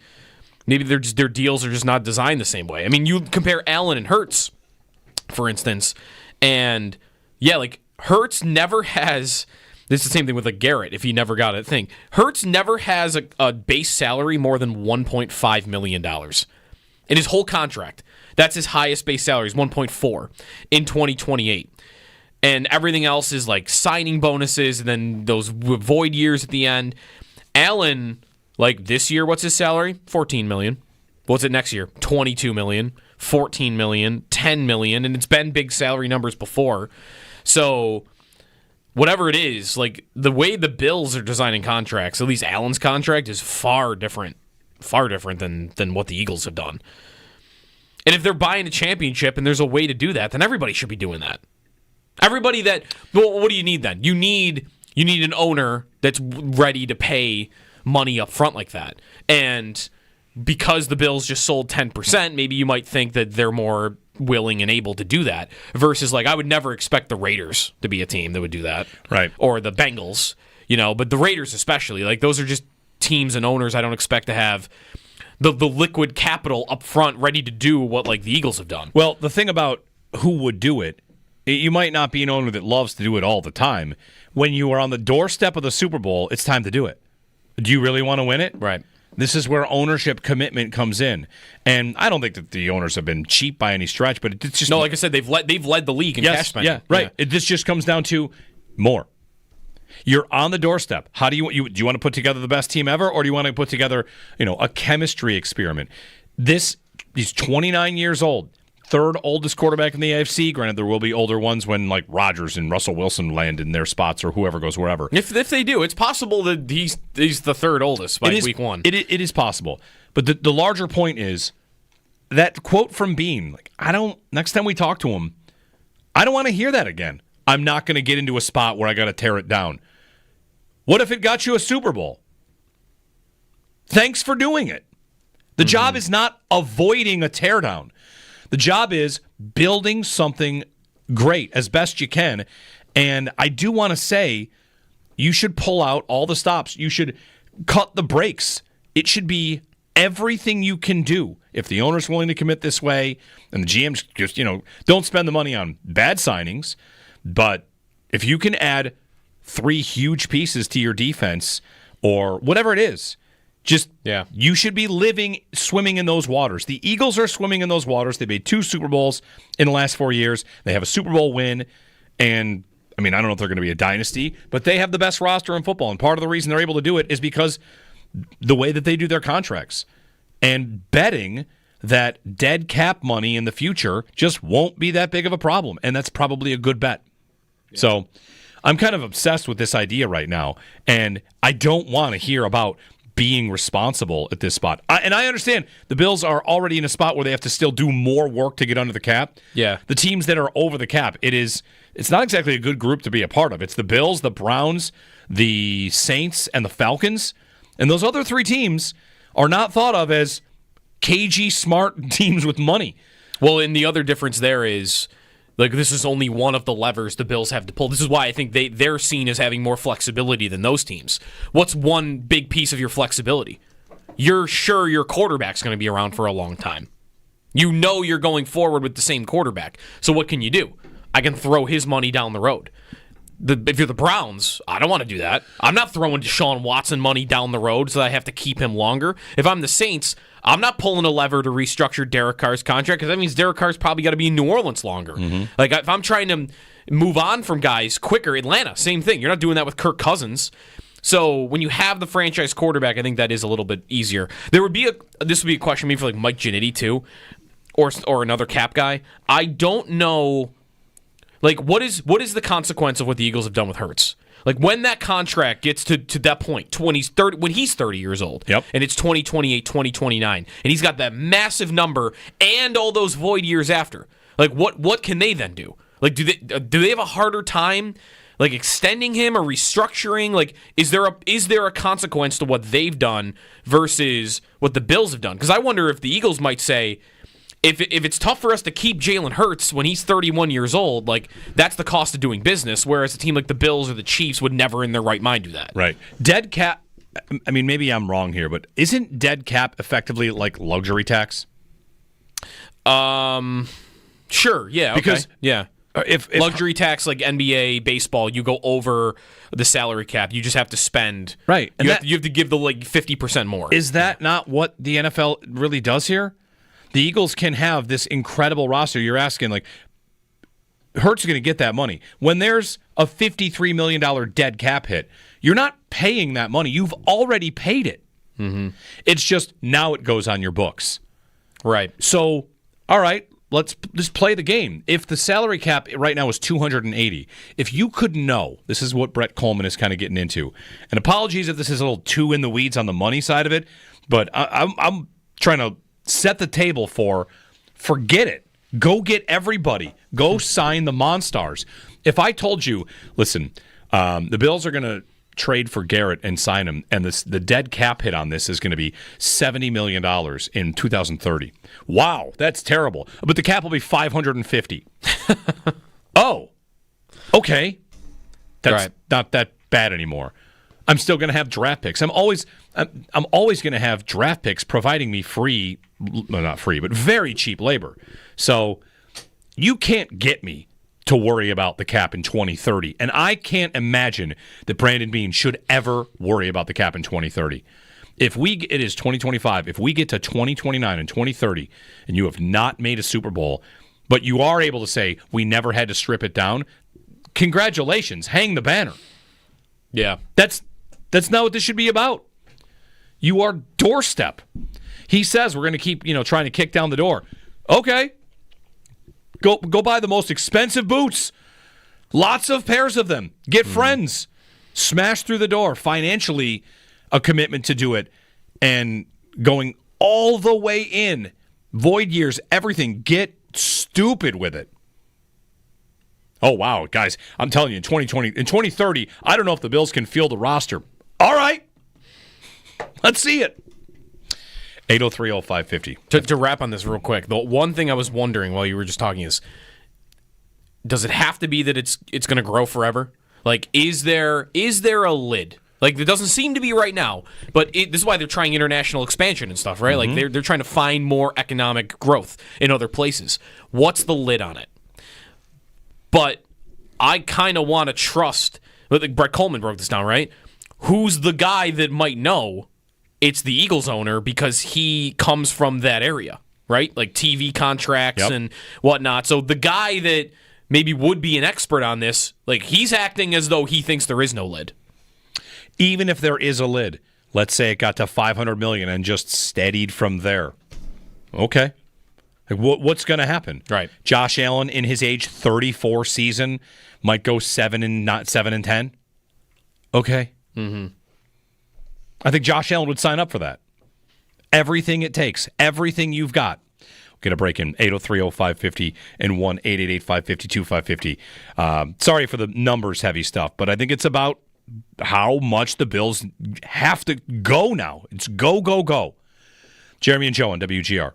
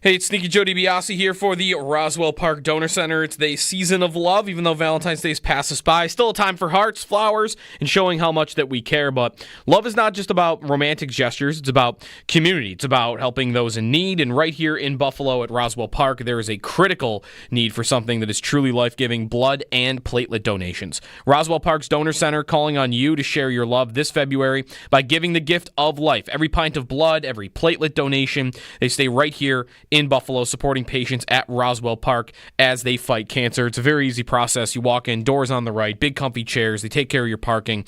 They'll take care of you. You can play around on your phone while you're doing it. Just costs you a little bit of your time. Small act of generosity can make an enormous difference in someone's battle against cancer. Visit roswellpark.org, schedule your blood or platelet donation, or call the Donor Center directly at 1-800-ROSWELL. That's 1-800-ROSWELL. Give the gift of life, give blood, give platelets, give love at the Donor Center at Roswell Park.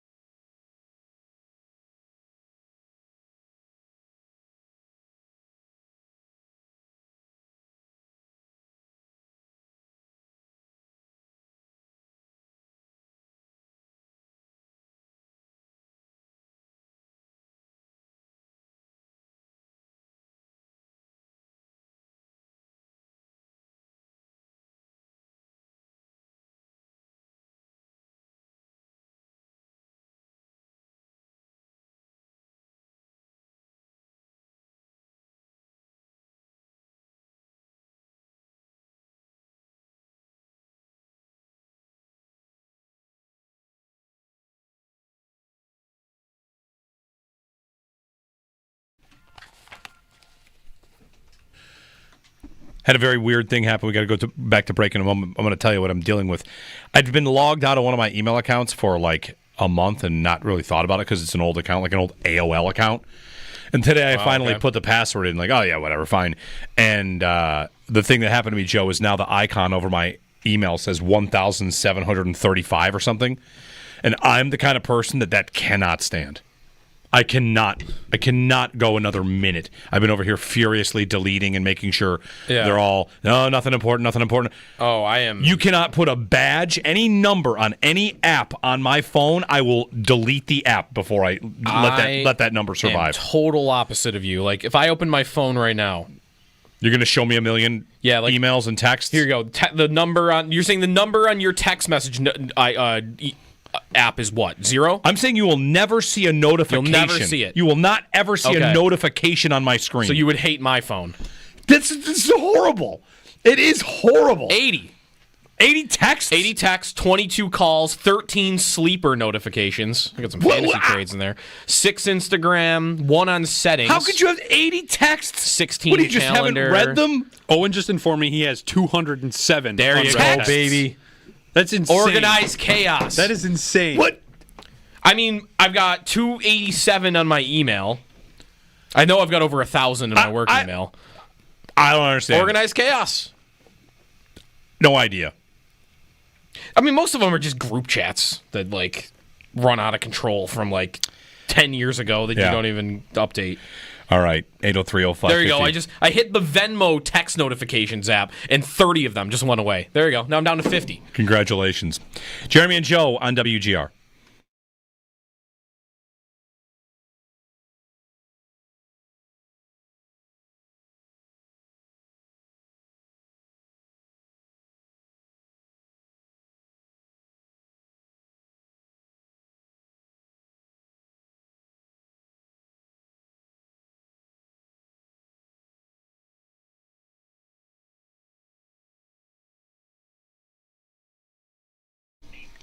For the 2025 North American Car of the Year. Jeremy White here for FanDuel Sportsbook, official partner of WGR. When the game tips off, the NBA action is just beginning on FanDuel, America's #1 sportsbook, because FanDuel is your home for NBA live betting. Even if you miss the first few minutes of the game or want to bet on a fourth quarter comeback, you can make your picks from the first whistle to the final buzzer. Plus, you can combine your live bets into a same-game parlay for a shot at a bigger payout. However you want to play, now's the perfect time to join. New FanDuel customers can get started with $150 in bonus bets if your first $5 bet wins.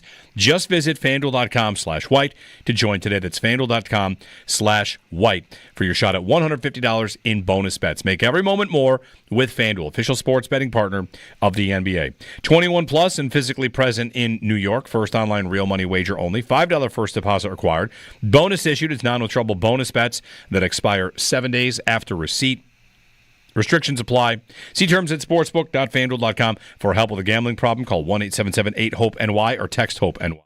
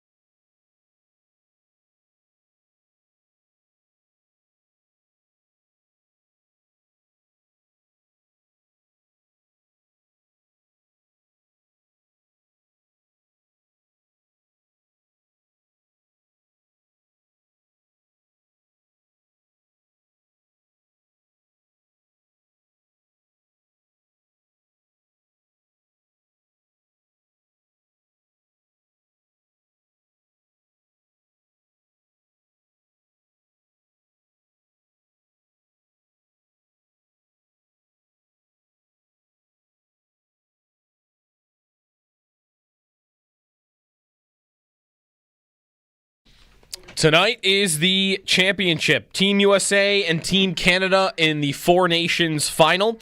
Puck drop will be just after 8 o'clock.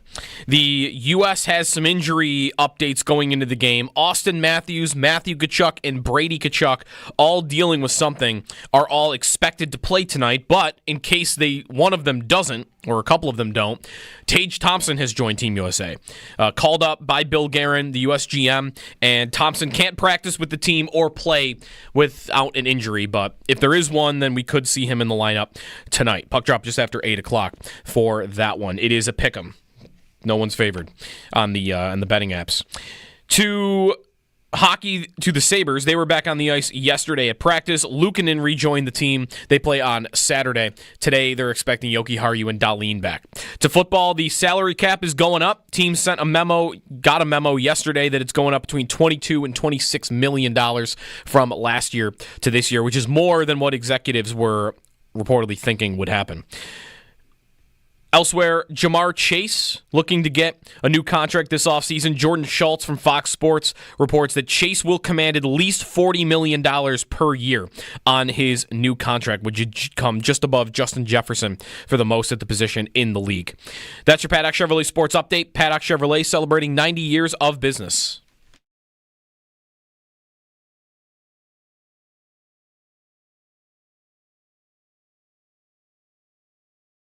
Hockey's a different sport from the NBA. You can't compare the cultures because of the way the game is played. You can step on an NBA floor and go through the emotions. You can't do that in hockey. You have to play it with passion. You have to be willing to fight. You have to be willing to leave it on the ice. That's what fans are investing in. So for us, when we charge $1,500 for a ticket, fans know what they're getting. Cale Makar, the best defenseman in the world, wasn't in the lineup for this game. This was the most viewed game that we've had in years. It's not just based on the skill and talent. It's based on the pride, honor, playing for the guy next to you. I got a question for the NBA players. What the hell are you playing for? PK Subban, who apparently did not see last year's NHL All-Star game. Easy. Right. You have one international playing for your country tournament and another Team Shaq, Team Chuck. Yeah. The NHL's having a moment here, and that's great, but easy. I've seen lots of hockey games played where it did not look like there was a lot of pride being played for on the ice. It happens. I do think there is a major difference between the sports. One of them has a problem. The other, I don't think, really does. I just don't think this is... This tournament versus the NBA All-Star Game has been used to make that point. And I don't even think that point is wrong. It's just this isn't why it's wrong. The reason the NBA has a problem right now that the commissioner is now flirting with 10-minute quarters instead of 12, and they've considered reducing the regular season, and they changed MVP this year where, hey, if you don't play 60 games, you're not eligible to win these individual awards anymore. Why? Because they're fighting load management constantly. Yep. Because why? The stars in the NBA, kind of like I'm an NBA fan, kind of like me, do not care about the regular season. Doesn't matter. And some of that is the playoff format and who's actually can win it, but no one cares about the regular season. And in hockey, people care about the regular season. You never, like, he's mentioning how, like, in that commentary, like, players in the NHL, they'll play hurt. They won't play injured. There's a difference between hurt and injured. They'll play hurt. NBA, they won't play hurt. Like, there are points to be made about that are correct. And maybe that's why they're feeling like there's a problem to be fixed in the NBA that doesn't exist in the NHL. Players care more about the regular season in one sport versus the other. I don't know why this All-Star break was being used, though, as like the exhibit A to why that's a problem. It's just the flags. That's it. Did we see LeBron and Steph go crazy at the Olympics like 5 months ago? They cared about that tournament. They weren't getting paid. They sure did. Why? Because you slapped a flag on their chest. That's it. That's all it is. That's right. And those guys grew up watching the Dream Team the same way, maybe even a little older than that, but the same way that these guys, these American kids, are talking about watching the movie Miracle. They weren't alive for it. They watch a movie about it. And they, slap the flag on their chest. That's it. hockey's having a moment here, and I just feel like listening to PK Subban there, I'm reminded of the scene in Animal House where Bluto's like, was it over when the Germans bombed Pearl Harbor? And the guy goes, Germans? Like, nah, forget it. He's rolling. Like, Subban's rolling here. You can't play without passion. Like, there are a lot of NHL games that get played without passion. When you get to the playoffs, passion comes out. And in the NBA, are there NBA games that don't have passion? Sure. Load management, lots of stuff like that. The game where Luka and LeBron both sit, like, congratulations for spending your money. These guys aren't playing. But when it gets to crunch time, those guys are going to play and be their best. So, whatever. Congratulations to hockey. They found this tournament. It's great. And when it's over, Minnesota-Detroit is on Saturday. Here's the big question. Does the NHL get any sort of real, honest momentum from this? Because my answer is probably a no. They might get the thing that happens in, like, the World Cup. Like, after the FIFA World Cup, there's a trend that, like, the next weekend it could be anything. It could be MLS. It could be Premier League. There's always a ratings boost, like, the next week. Because why? You got the fever. I'm into soccer now because, that was an awesome World Cup. Let me tune in. So you'll tune in, you'll watch one game and go, oh, this isn't as good. And then, so that's going to happen to, I'm sure there will be casual hockey fans that maybe don't watch regular season hockey. Maybe they're like me with the NBA. I don't really watch regular season NBA, but I do watch the playoffs. Mm-hmm. So maybe there's a hockey fan like that out there that's going, you know what? I will watch Minnesota-Detroit on Saturday. And they're going to watch Minnesota-Detroit on Saturday. Like, all right, now you want to watch Columbus and Seattle on Thursday? Like, I think I'm good. Yeah. Like, it'll wear off. The buzz will wear off after, like, a week, I think. 803-0550. On the game tonight, if you want it, you can give us a ring. We got Paul Hamilton coming up at 8:30. Mike Zeisberger from Boston at 9. Lots to get to on this Four Nations final, which has been great. There's no doubt about it. It's been great. What do you do after it? We'll see. To Lee in Buffalo. Lee, good morning. Good morning. How you guys doing? We're good. Great. Thanks, Lee. Good. Yeah, I was calling about about what you guys were saying about the salary cap and Bean's comments after the end of the season press conference, I should say. There was an interesting article on the website from ESPN from, I forgot the guy's name, Dan something. Graziano, maybe? Maybe. And the article went saying that Bean needs to push the button, and he was stressing on the article where Von Miller, I believe I heard Von Miller myself say that he wants to come back regardless of the situation. And the article goes, release Von Miller, free up that cap room, sign him to a cheaper deal, take that first-round draft pick and that fifth-round draft pick, turn that fifth round into a first-round draft pick if they make the Super Bowl. And I thought it was a very interesting article that... Yeah, conditional trade. Right, and with Greg Rousseau involved. And I guess Bean just needs to make that pitch if he's planning on doing it. I don't know if he is. Yeah. The thing about Von will be interesting because they can save some money by moving on from Von. They can also save money by restructuring / extending. There are ways to do it. Von was their highest-rated pass rusher by PFF last year. Yeah. Should you just cut that guy, or should you spend a little bit more and push cap hits into the future because you might get a couple plays? Can he bring it in the playoffs next year? Maybe not. He's old. There's no doubt about that. But does he give you more than whoever you might bring in instead? I'm not convinced Von has to go. And the fact that he wants to be here, and if they like him as a leader or as a guy that's a Hall of Famer, they just kept Micah Hyde on the practice squad to help guys along the way, right? The process. Right. To me, if they like Von and what he does for the guys in the room, and he says, I want to come back until my key card doesn't work, then I don't think he is a slam dunk to leave. If they can make a move to save money and keep him here, I think that's fine, personally. But it's got to be at a lower number. And maybe he'll do that. Than what he's at right now. He redid his contract a year ago, and maybe he'll just do something different again. If you can get a Bulldogs idea of sending Rousseau to Cleveland for Myles Garrett, I'm going to need another defensive end, right? So maybe keeping Von on a cheaper deal and gets even more impactful at that point. Yeah. He's 35, 36. He's going to his age 36 season. Yep. I mean, even if he was really good by a lot of metrics last year. Pass rush win rate, pressures, 6 sacks even for him in 13 games. Like, if I told fans 6 sacks in 13 games for Von Miller going into the year, I bet a lot would have taken that. Because remember, the year before was nothing. Like, he didn't even have a tackle the previous season. I mean, there's no guarantee that's going to hold up even.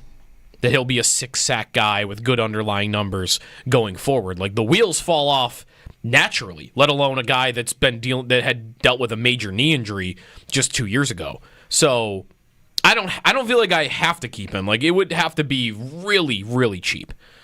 Really cheap. Or else I might want to think, go get a 1-year deal on, talking about going all in on guys. Like, even if they got a Garrett or a Max Crosby, like, is it a better idea to sign Von Miller and get him down to like $8 million, or should I just pay 10 and get Khalil Mack? Well, the difference would be, would you rather have, if the difference is, like, how many better ideas, I'm saying, are there in free agency for even like an older guy than what I've got right now in Von? That's what I mean. If the difference is $2 million, then you just keep on. If it's, I save 10 by getting rid of him, or 10 by getting rid of him and 8 to restructure, okay. So I'm spending 2, and the rest of it goes into next year. Like, this kind of gets to our bigger conversation about the way the Bills should be running the cap, the way the Eagles have. They should be running up the most insane credit card bill for 2030 as possible. It's 100% what they should do. They should be ridiculed for being irresponsible about it. They should sign all 3 Eagles defensive free agents and trade for Garrett. Enough is enough. That's kind of what I'm saying. Like, that's where if Khalil Mack was going to be more expensive, like, I'd rather have a more expensive version of Von. I'm saying. Yep. Okay. Well, in addition to like a Garrett move or a Crosby move, if they could do it. You've got the access to this. Check out Khalil Mack's percentage of snaps. That's another way to put this. Like, Von's very situational. I think Mack is playing all 3 downs. I think he still is. And that's right. Even we talked about Chase Young for a minute yesterday. Wouldn't Young kind of be the same thing? Like, wouldn't you expect him to play more situations? Then Von really is very specialized at this point. Which is not to say he's unusable in the, like, Joe Marino throughout the season would tell us about Von, like, he's actually doing better in run defense than I would have thought. Yeah, but that doesn't mean he's a guy you want out there against Derrick Henry. There was a reason he played 9 snaps against the Ravens early in the season. Khalil Mack on the year for the Chargers was playing 61% of the snaps. It's a big number. Like, that would that lead the Bills' defensive linemen 61%? In most years. I think Rousseau was really high last year, but in a lot of years that would have been top for the Bills. 803-0550, Jeremy and Joe. Going to get a couple of inches of snow today. Some during the day, like 2 to 4 in that neighborhood today. As winter continues its death grip on us for a couple more weeks. If you want to join us on the Bills or on the game tonight, the Four Nations final, U.S. and Canada. Paul in Buffalo is up. Hey, Paul, good morning. Hey, good morning, guys. It's game night. This is going to be a great one. Joe, I'm actually wearing the exact same jersey as you right now, the 2011 World Juniors. I did not have mine modded with the number, but, man, that was a great tourney. We did such a great job hosting that. There was Canadians everywhere at every game, but it was such a fun time. It was a giant party for a week and a half. Tonight, I want Chris Kreider in the lineup. He has a history of scoring big goals in big games. But regardless of whether Kreider's there, this game is about Jack Eichel, Austin Matthews, and Connor Hellebuck. Those are our 3 players that can match just about anybody not named McDavid. And certainly Connor Hellebuck is in a field of his own in the goalposts, and they have got to carry us. This is their night. They're going to do it. Austin Matthews is going to hammer that one-timer in today. He's going to be the shutdown defensive guy he always is. And if we don't win, there's no reason for anyone to get their short pants in a bunch. We have had a great tournament. Guys, have a good one. Thanks, Paul. Matthews, listen, this isn't exactly the kind of tournament that generates a million hot takes. Maybe if it was the Olympics, it would. And they haven't played that many games. Matthews hasn't scored. Have you really noticed him? Not as much as I've noticed Eichel. I'll say that. Like, of their 2, I mean, they really have 3 elite centers. Hughes is the other one. He's playing wing, though. Like, Eichel's been the one who stood out the most. I don't think Matthews has been bad.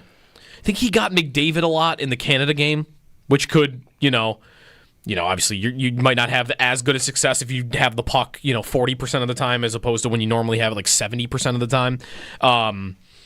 Yeah, I'd like to see more though from him. I'd like a goal tonight. He's dealing with something too, right? He said he's a nagging injury that's new from something. It's different than what he had in Toronto earlier in the year. So maybe there's an injury thing there too.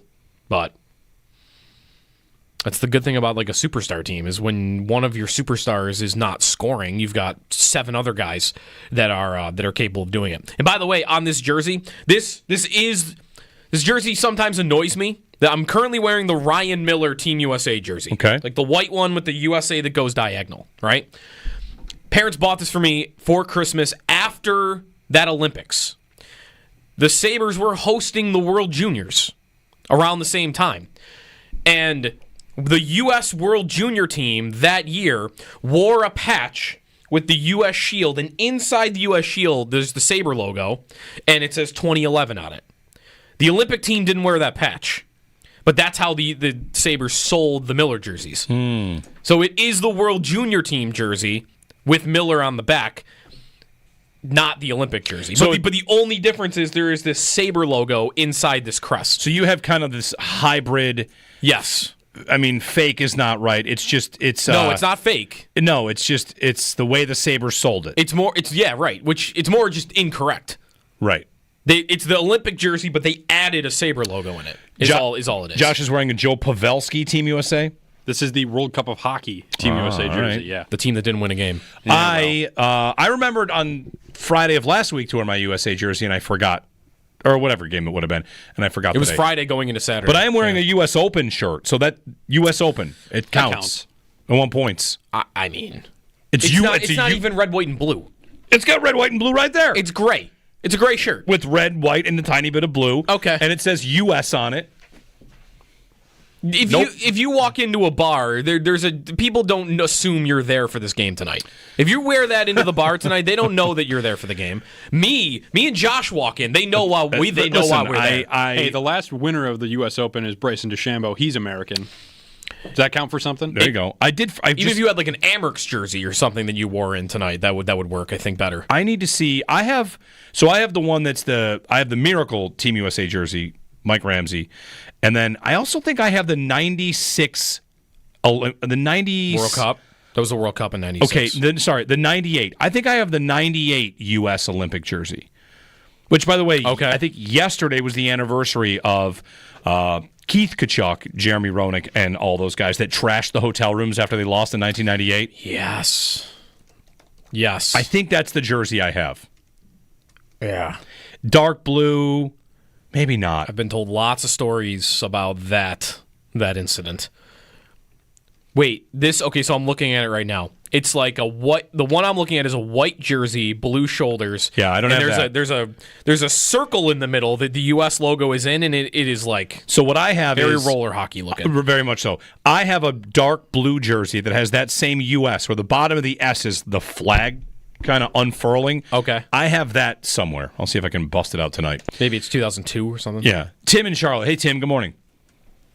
Hey guys, how are you? I'm wearing a red, white, and blue American flag button down, fitted, no sleeves. All right, like it. You guys got my. I'm calling about one thing, then you're talking about another, and got me thinking and laughing. And first of all, there's a little bit of snow falling in Charlotte, so I turned on Odyssey and was tuned into to y'all listening to the sports talk this morning, and I just want to say I appreciate it and thanks for taking the call, and a little bit of nostalgia with, like I said, a few snowflakes falling. I wanted to this may be crazy, and you guys may have talked about this a million times over the past week or so. Like I said, I don't get a chance to listen that often, but has there been any talk about possibility of getting rid of AJ and Vaughn? I would hate to lose Rousseau, although I would love, the possibility of the return. Any of those that have been floated lately, I think would be a welcome addition to the team. I think Khalil Mack was hoping, I read something long ago when he got drafted that he was thinking maybe he could come to Buffalo, and he was excited about that, or stay in Buffalo. Yep. That would have been really cool. So there's that. And then as far as the hockey game tonight, it's funny because I was listening to you guys talk earlier, and I'm thinking, the only casual fan that would be watching any type of tournament, like the Four Nations tournament, if they had a women's hockey Four Nations tournament, that would be the closest thing to the NHL that a casual fan would go. Switching from women's, high-level women's hockey to a standard NHL game, that's what I'm so frustrated with the NHL, and I've been a lifelong fan. I mean, I'm 51 years old now. I grew up in Buffalo, but have moved, 30 years ago. I make it back to the Bills game once a year. Anyways, long story short, I miss what the NHL was, and I know that's a long time ago, but what it has turned into today is reminiscent of a lot of those high-level women's hockey games. And I hate to joke about it, but still. So anyways, you guys got me thinking. I wanted to call and say hello, say thank you for taking the call, throw those thoughts out there. And if you have anything you can share on any AJ discussions or trades like that, because I hate to see Rousseau go. And thanks for taking the call, guys. Thanks, Tim. I don't know that Rousseau will go. He's on a fifth-year option. Could he be a trade piece? He could. Yeah. Epinesa, whatever, he's under contract. He's not that expensive. Khalil Mack. So, as you mentioned, Khalil Mack, I might... before you get into that, okay. Epinesa, I did look up. If they post-June won it, they would save $6 of his $7 million. And then next year, they'd only be on the hook for $2. So they basically can get... If they wanted, and they thought, hey, we could take that money and get a better edge rusher, they can basically wipe the Epinesa contract. You can't do it clean. until after June 1st, because that's when you can use that money, and these edge rushers are going to be... Or you can save like $3.5 million by just cutting them now. So, all right. You want to make Khalil Mack your favorite plan in 5 seconds? Sure.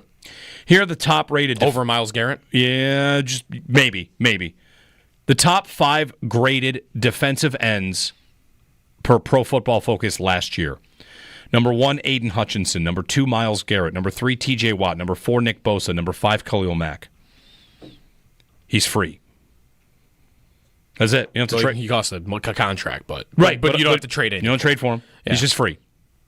Max Crosby, where's he come in? Max Crosby would have to trade for. He is 26th rated defensive end. But if you just want to do PFF, where was Vaughn? He was high, right? 11th. Yeah. The difference is... Where's Rousseau? 15. Right. Khalil Mack is a very good idea.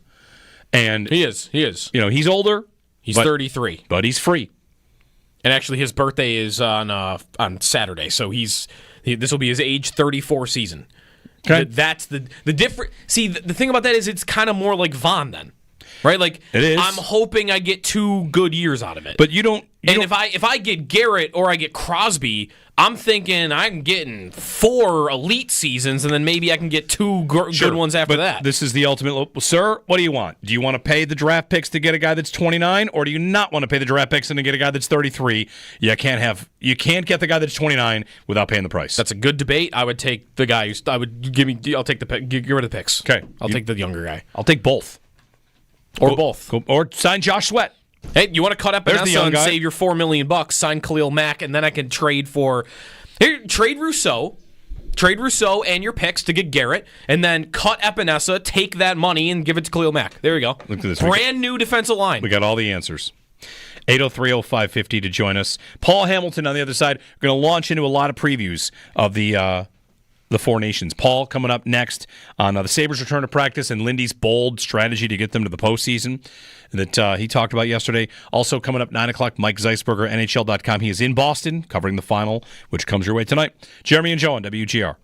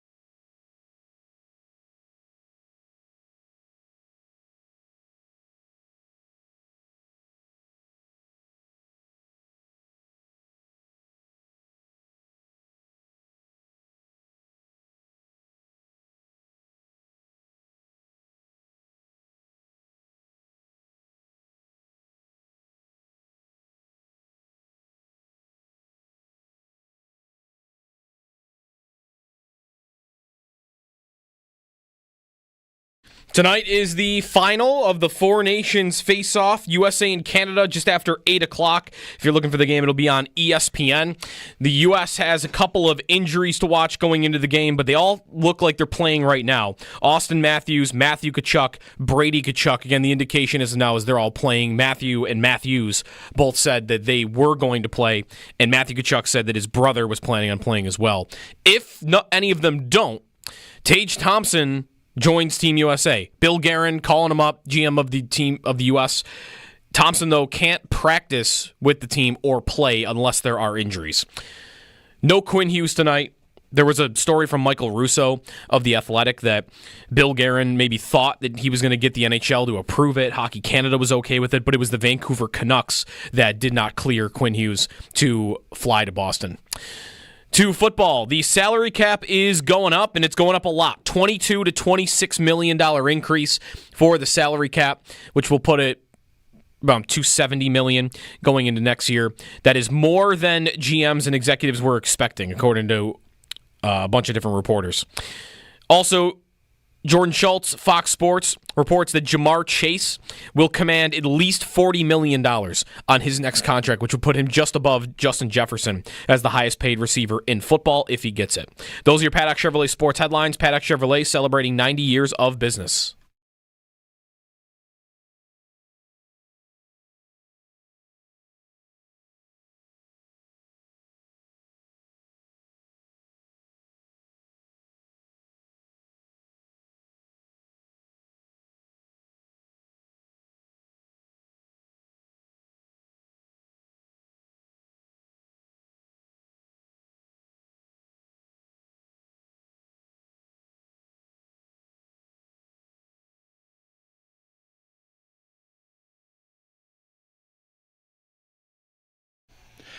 Mr. Paul Hamilton joining us on the Western Hotline. His appearance brought to you by Raylax Honda. Raylax, we got this.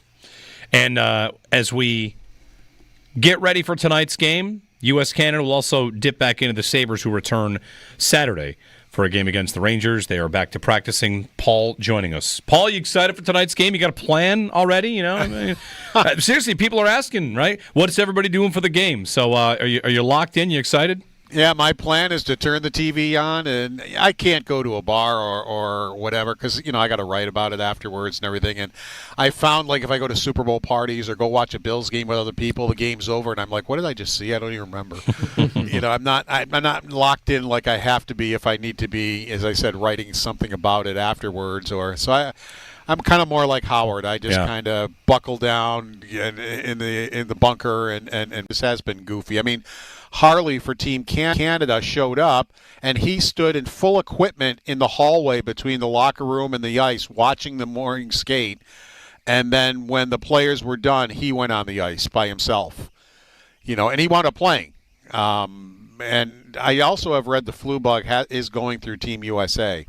So there is a chance that could sideline somebody too, like it did Makar, which allowed Harley to play. So Tage Thompson might be doing that.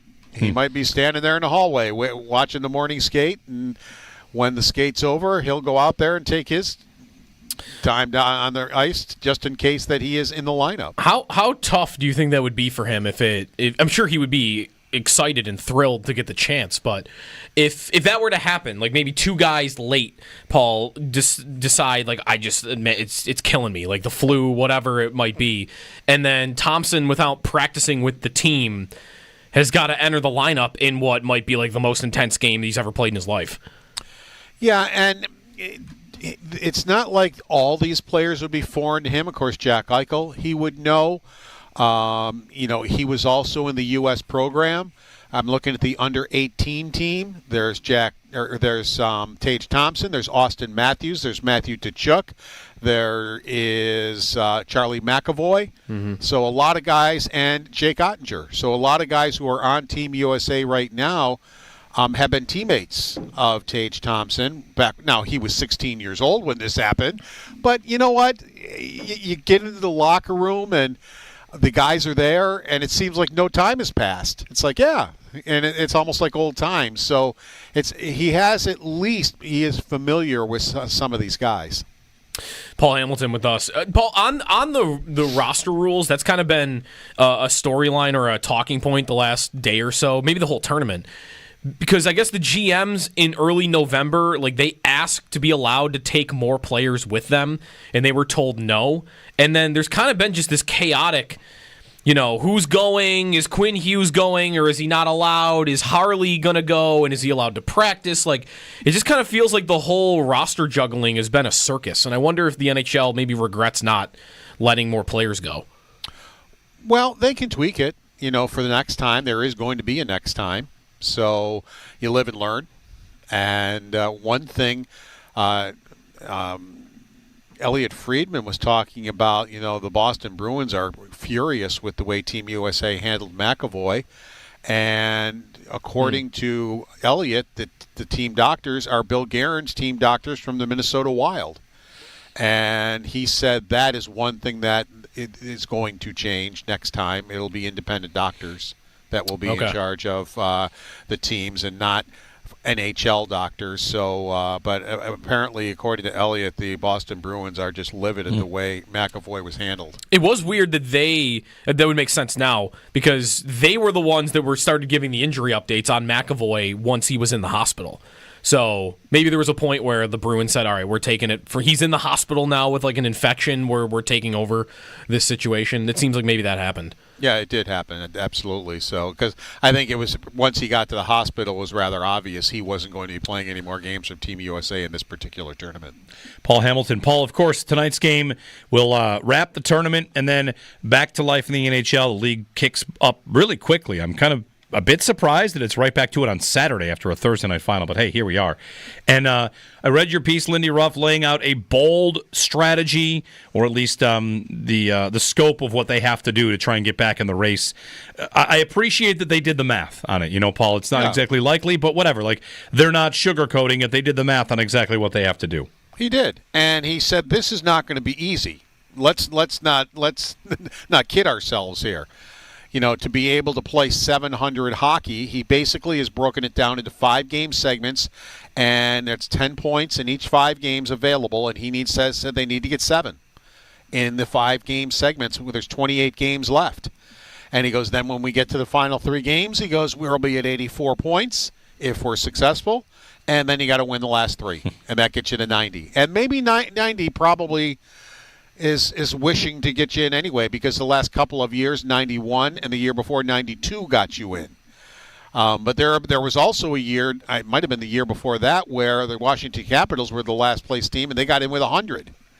So you just never know where that's going to be, but that's really the best he can come up with as far as, you can't ask him to do any more. There are only 2 teams in the NHL right now that play at a 700 points percentage, which is what they're going to have to do. But he has set that goal for his team. All right, this is what we have to do, and how do we do it?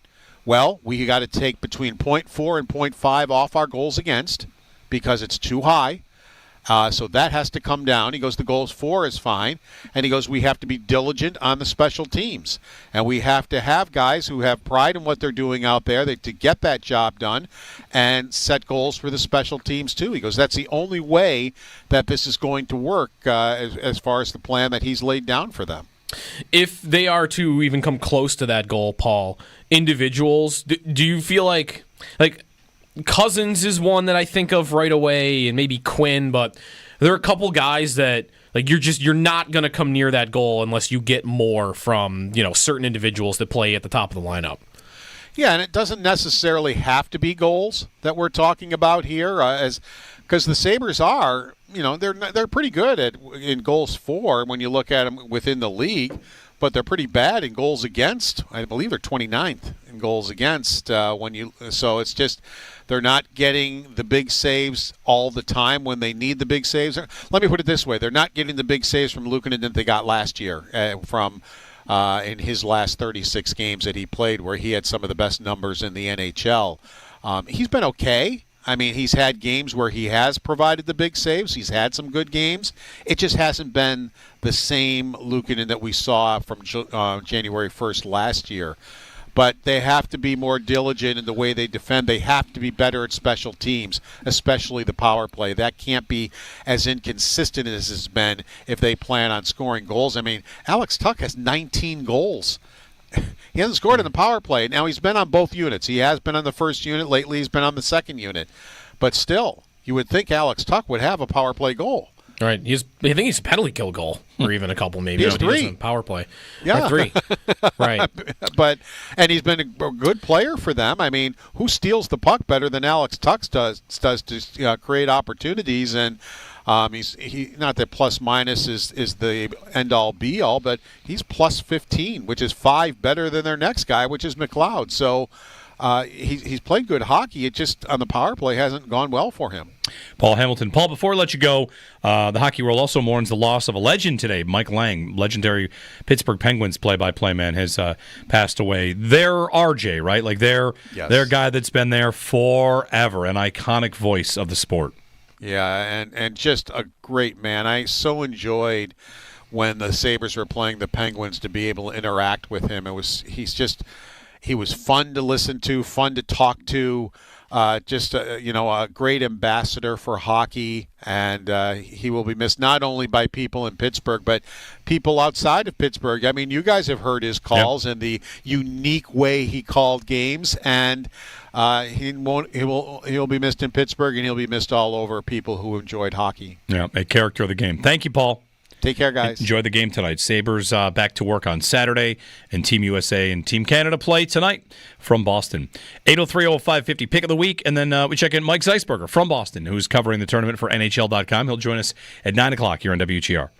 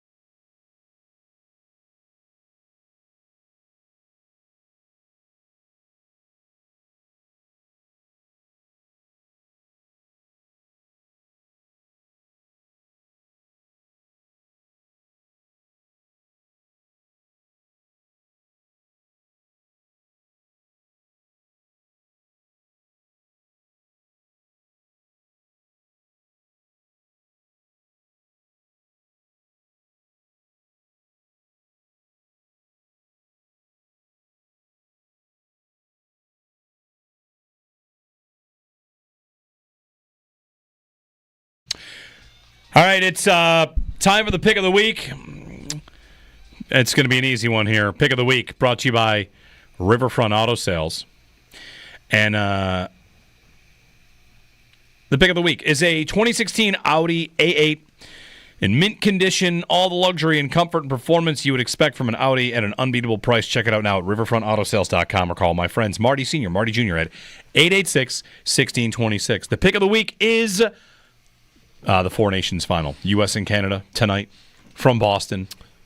Can I give you a second runner-up to the pick of the week? All right. Sunday at 4. The Boston Steel. Yes, and excuse me. Boston Fleet and the New York Sirens. Yeah, the PWHL at KeyBank Center. Yes, 4 o'clock on Sunday. Yeah, very good. Very good. Looked into that, but we have a birthday party to go to. Otherwise, we were going to go. Nice. Wanted to go to that. Where's the birthday party? I don't know. I'm just going to go where I'm told. I'm just going to get in the car. Where am I going? I don't know. No idea. Yeah. Pick of the week. Who's Arsenal play this week? I got to watch that too. Arsenal plays West Ham. Let's go Hammers? What are they? Yeah, West Ham Hammers? That's right, Hammers. I need to get better at all of them. Like, I know not even most. I know, like, the big clubs like in the Premier League, like, what their nicknames are, because they don't really use them. Right. Like, what's Nottingham Forest? Like, Wolverhampton. Wolves. Well, it's really Wanderers. That's true. They get called the Wolves because it's Wolverhampton, That's but right. their actual nickname is the Wanderers. Isn't someone's the Hats, right? Or the Hatters? Luton. The Hatters. Who's the Hatters? Luton? Oh, they're not even here Luton anymore. Town, the Hatters. In the Premier League anymore. But, like, what's Newcastle? I don't know. Magpies. Huh? Right? The Magpies. The what? What is the that? Magpies. It's a bird. What is that? That's a bird? Mm-hmm. Oh, okay. Yeah. Did you know the Liverpool bird isn't a real bird? The liverbird? It's a liverbird. It's like a mythical bird. So your full list here, I'll just go through them. For the Arsenal is the Gunners. The Gunners. Villa, the Villains. It's a good one. Also the Lions. Bournemouth is the Cherries. Wait, the Villains and the Lions? Apparently. That doesn't seem fair. Bournemouth is the Cherries. Brentford Bees. Brighton and Hove Albion is the Seagulls. Chelsea is the Blues. You knew that one.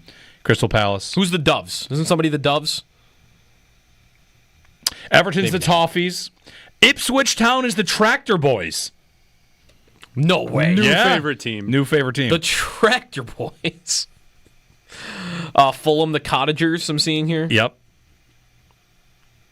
The Tractor Boys. Obviously, Leicester, the Foxes. Can't miss that. This list is, I didn't know this.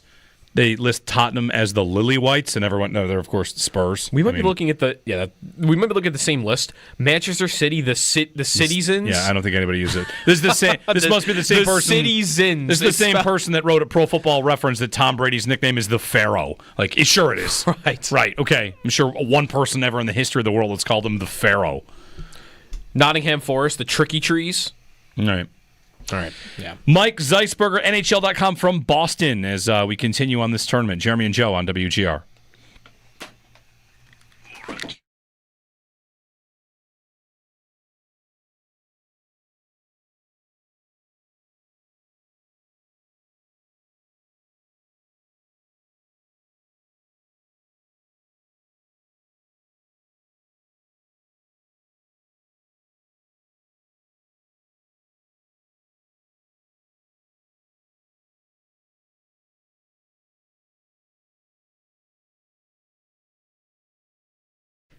Hey, it's Sneaky Joe DiBiase here for Clinton Collision. Couple inches of snow on the way today. Drive safe, but hey, sometimes things happen, and Clinton Collision is the place that I trust, and so should you. Trust the pros at Clinton Collision, a family-owned business serving Buffalo for over 70 years, whether it's fixing a fender bender, if you got a big dent on your car, maybe before a lease return you need something handled, or handling major repairs as well. Clinton Collision on Clinton Street in Buffalo is the team that I trust, and so should you. Don't let anyone tell you where you should get your car fixed. Trust the pros at Clinton Collision. Book your free estimate by calling 716-823-2000, or you can visit ClintonCollision.com. Be sure to tell them that Sneaky Joe sent you.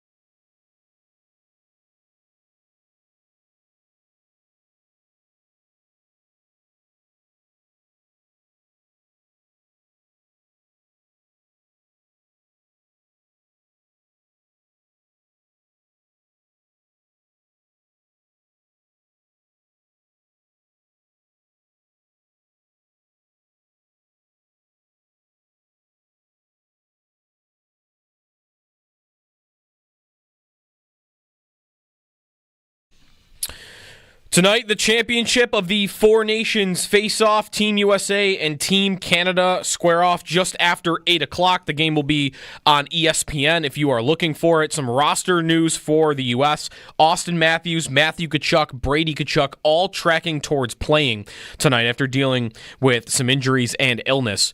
If any of them cannot play, Tage Thompson is in Boston. He joined Team USA, was called up by Bill Guerin, US's GM.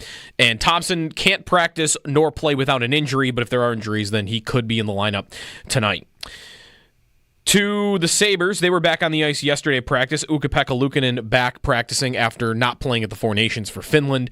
The Sabres will be back on the ice tomorrow. Dahlin and Joki Harju expected to rejoin them. Their next game is Saturday against the Rangers. In the NFL, salary cap is going up. Memo sent to the teams yesterday that it'll be between a $22 and $26 million increase on the cap, which is more than what most executives were expecting.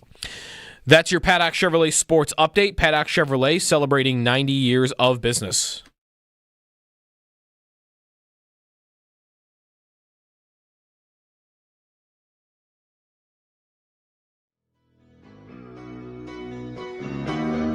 Matt Boldy skates onto it in the corner. Centering pass, Tkachuk, check from behind, tries a back shot, score! Held in by Faber at the right point, long shot, score! Zone entry, score! Long wrister from Tkachuk. Austin Matthews off to Gensel, score! Eichel to Tkachuk, score! Orensky shoots, score! No rebound, the second on the power play from Matthew Tkachuk. Played away by Jack Eichel. Across the line, played it down low, and they score! Jake Gensel. Now it's Larkin with a burst of speed. He scores! Dylan Larkin in transition. Faber, empty net, center ice. Larkin has Gensel with him. Jake Gensel scores!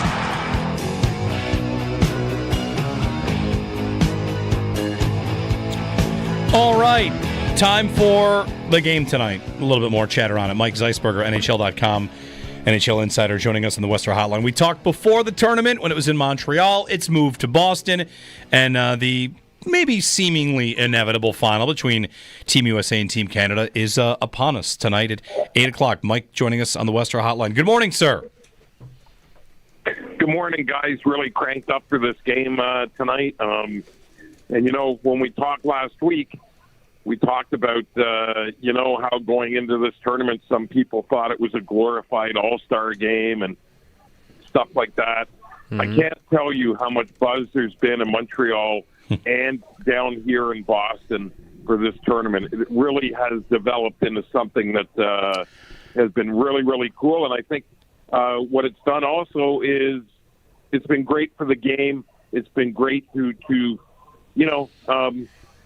in both countries, and maybe a little bit more in the U.S., get some maybe casual eyeballs on the sport that maybe weren't there before it started. Mike, looking back on it, is it possible for it to have gone really any better? No, I don't think so. I mean, here's the thing, and here's an example of this. So about a month ago, I looked at, you knew the ticket sales for the U.S. games down here were going to be good. You knew, in Montreal, the selling tickets wasn't going to be an issue. But on Monday, there was getting back to NHL mode, there was a Canada-Finland game, and it's in the afternoon on a Monday, holiday Monday in Boston. About, I would have to say, a month ago, I looked and there were maybe 4,000 tickets sold. It was almost sold out, which means, 12,000, 13,000 tickets were sold in the last 3.5 weeks. That's how much momentum it's built. I think ticket sales for this have been like 97%. The games have been riveting. The fan interest has been amazing. So, no, I don't think it could have gone any better. And I know both the NHL and the NHLPA are really thrilled with the momentum that's been built up. And hey, look at. I mean, there hasn't been best on best since the 2016 World Cup of Hockey, And no offense to Sweden or Finland, but I think Canada versus U.S., that's, I think, what everybody wanted to see. Right. I almost wondered, that tournament 9 years ago, like the key difference is, one, this seems even more intense, right? The hitting, the fighting, and also you never really got Canada-U.S. Like, it was a made-up Europe team that they played in the championship that time versus this go-around. I think you make a good point that the fact that U.S. and Canada, are center stage is what's going to magnify the whole thing.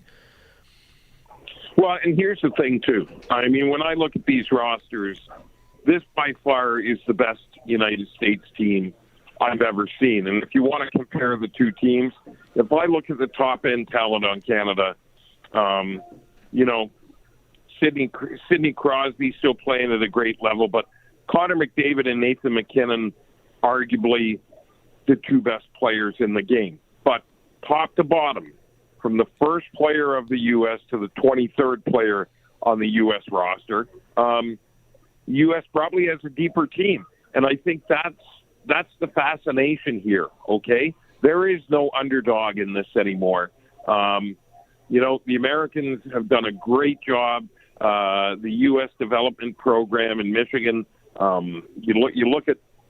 I mean, we know that Tage Thompson is coming in just in case somebody gets injured before the game. But if you look at it, we talked last week. I thought that Tage Thompson should have been on the team in the first place. But you look at how deep that U.S. team is, and that's a team that Jason Robertson, Cole Caulfield, Tage Thompson. They weren't even on the original roster. That's how deep the U.S. is, and that, I think, is what brings a lot of intrigue to this game tonight because, like I said, there is no underdog in this. Mike Zeisberger joining us from Boston ahead of this game. How about Canada in net? Binnington, they've been faithful to him, I guess, right? Like the idea that he's their best guy, and he might be. I would still be worried if I were Canada because I do think he's been there for the taking, and I think he's one of the reasons the U.S. won the first matchup. So, coming into the tournament, Mike, it felt like the U.S. had the edge in goal, and that's where I might give the U.S. the edge tonight as well to win this game. Is that they're a lot better in goal. Oh, definitely. You look at the one side, Connor Hellebuck. I think the way the Winnipeg Jets. I think he's actually and we don't always see this with goalies. I think he may garner some Hart Trophy votes when all is said and done. So, that's one place where the U.S. comes into the game going, we don't have to worry about that position. Canada, yes, that's been a gray area. And, the days of Canada producing the Martin Brodeurs and Roberto Luongos and Marc-Andre Fleury's and Patrick Waugh, that ship has sailed. For some reason, Canada has had difficulty in producing goalies in the last few years. So, I guess you stick with the date that brung you. He's looked shaky at times, and the ironic thing about it is, guys, when I look at Jordan Binnington's body of work in the 3 games that he's played in the series, there are goals that you look and say, how did that go in? But he's also made saves where you go, how did he stop that? Including a couple of Hasekian ones, like Dominic Hasek, Snow Angels a couple of times. So he is a battler, but what kind of, you don't know what kind of alternative they have. I mean, you can't go to Aiden Hill now. I don't think Samuel Montembeault was ever an option. So yes, if going into this game, if I look and say, where does one team have a decisive edge over the other, I got to say it's got to be the Americans in goal. How big a difference should we think? It's hockey. One individual player can only make so much of a difference, but how big do you think it is that they'll have Makar tonight when they didn't on Saturday? Well, I think it's big because, he's a special player. I mean, he's a Norris Trophy winner, but just the way that he skates with the puck. I mean, he changes their power play. He changes their penalty kill. And the thing that, when the Americans beat Canada 3-1 on Saturday, one of the most fascinating things, and the Americans deserve a ton of credit, is the way they played the defensive system in the neutral zone. They didn't give gaps to McDavid. They didn't give gaps to McKinnon. They didn't let those guys pick up speed. They filled up all the lanes. Well, when you have a guy like Cale Makar in there, obviously you have to account for somebody that's one of the 2 or 3 best skaters in the game. That's going to open up some lanes. So, the one thing that I think you'll see the Americans do is put a lot of pucks in deep. I know that's a cliche, but when guys like Cale Makar have their back to the U.S. net instead of facing the U.S. net, that's kind of the philosophy you want to have.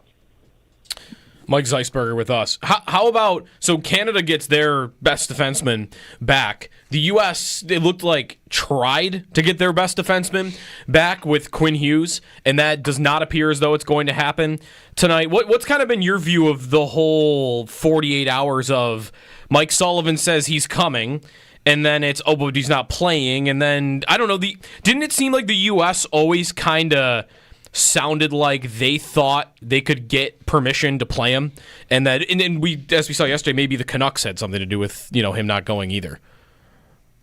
Well, first of all, I mean, it was head scratching because there's been so much misinformation about this. But the fact is, the only way he could have played, and they have 7 defensemen, so McAvoy goes down. So, but if you still have 6 defensemen, you have to play those 6. Now, in Canada's case, first, they obviously lost 2 of their defensemen, because remember, they lost Theodore as well. So that's why they had to bring Harley in when Makar was out. Right now, the U.S. still has their cachet of the original 6 defensemen. So that's kind of the way, those are the 6 that they have to go through. And here's the thing that I found head-scratching, guys. Cale Makar Quinn Hughes practiced in Vancouver the other day. You're not talking about jumping on a flight for 45 minutes. Thank you. From coast to coast, and when he practiced, he was in a non-contact jersey. So, he hasn't played in 3 weeks, and you want to plop him in there in the biggest game, of at least for the national team in the last decade. I mean, what kind of Quinn Hughes were you going to get? How healthy was he going to be? And how much rest was there going to be from flying coast to coast? So why not just take somebody that, even if you're looking for a backup in case, why not look for somebody that's a lot closer? Because there were no guarantees that the Quinn Hughes you would have got here would be the Quinn Hughes that we've seen when he's at 100%. Mike, the whole time that story was going on, I thought I was taking crazy pills. Like, they couldn't have picked a defenseman farther away. Yes. Like the longest possible flight. So whatever. Well, if Hawaii had a team, then that would be the only way it would have been further. Right. Mike Zeisberger, NHL Insider, NHL.com, joining us. He's covering the 4 nations there for tonight's game. The buy-in price, like $1,000 to get in. So, we'll see. Not anticipating fights this time around, probably, right? I mean, the Kachucks don't want to miss 5 minutes of this game if in fact they can both play, nursing injuries as well, and whatever. I feel like if we've thought we've seen intensity, we're about to see maybe an even higher level if possible. Yeah, I think it's going to be awesome.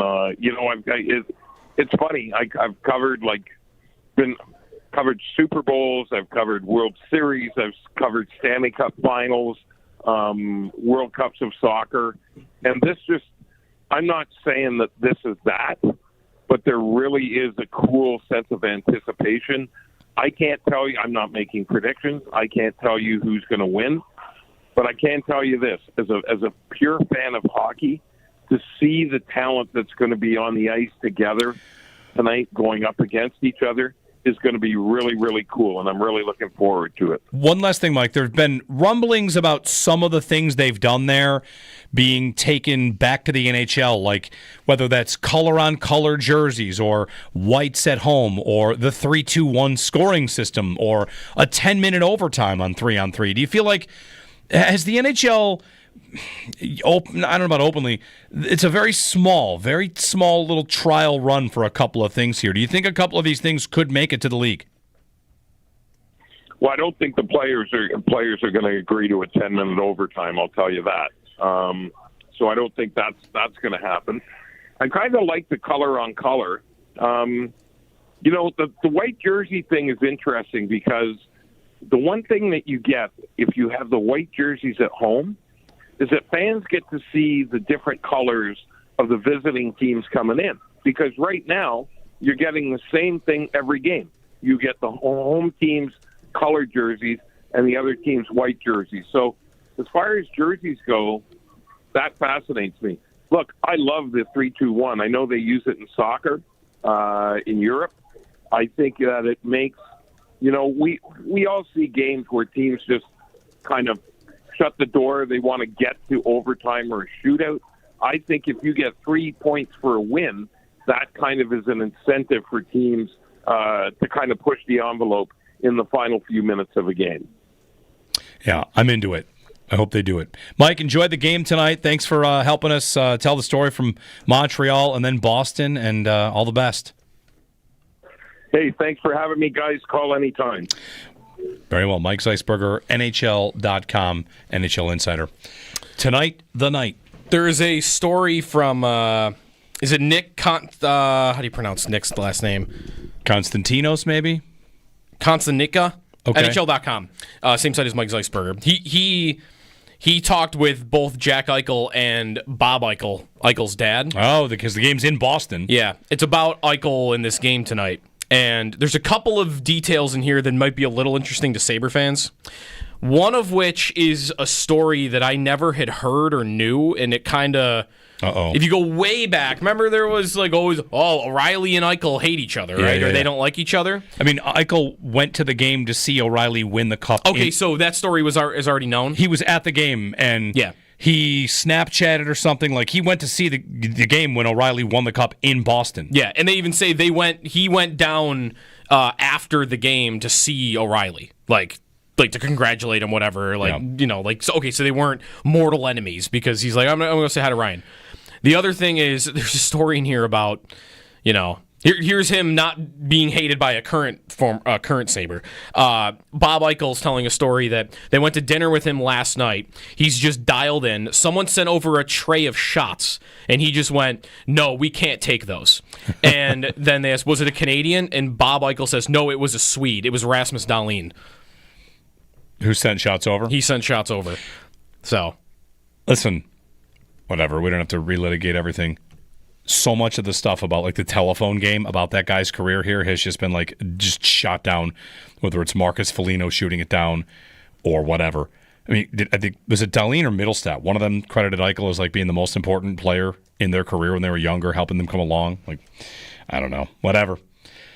Game's in Boston. Yeah. All right, ready? Write the script. Best possible outcome for the sport tonight. Who wins the scenario, the game script? What do you got? Give me your... Wait a minute. I got a better idea. Ready? What day is it? Today is Thursday. It's Thursday. February 20th. It's Thursday. What do we do on Thursdays that we stopped doing? The three leg parlay? Let's do a Thursday three-way parlay. Okay. We got a big game tonight. All right, I'm in. What's the punishment going to be? Loser wears a suit tomorrow. Thursday. Has to buy a Canada jersey with the game-winning goal score. Canada-U.S. So that's a decent financial all right there. All right, here we go. Let's have it. Who wants to go first? Same game parlay, U.S.-Canada. See, the thing about hockey, you got your options. You got goals, you got shots. Points. You got points/assists. You got goalie props if you want it. All right, so there's a lot to be had here. Are we all just going to pick a goal scorer?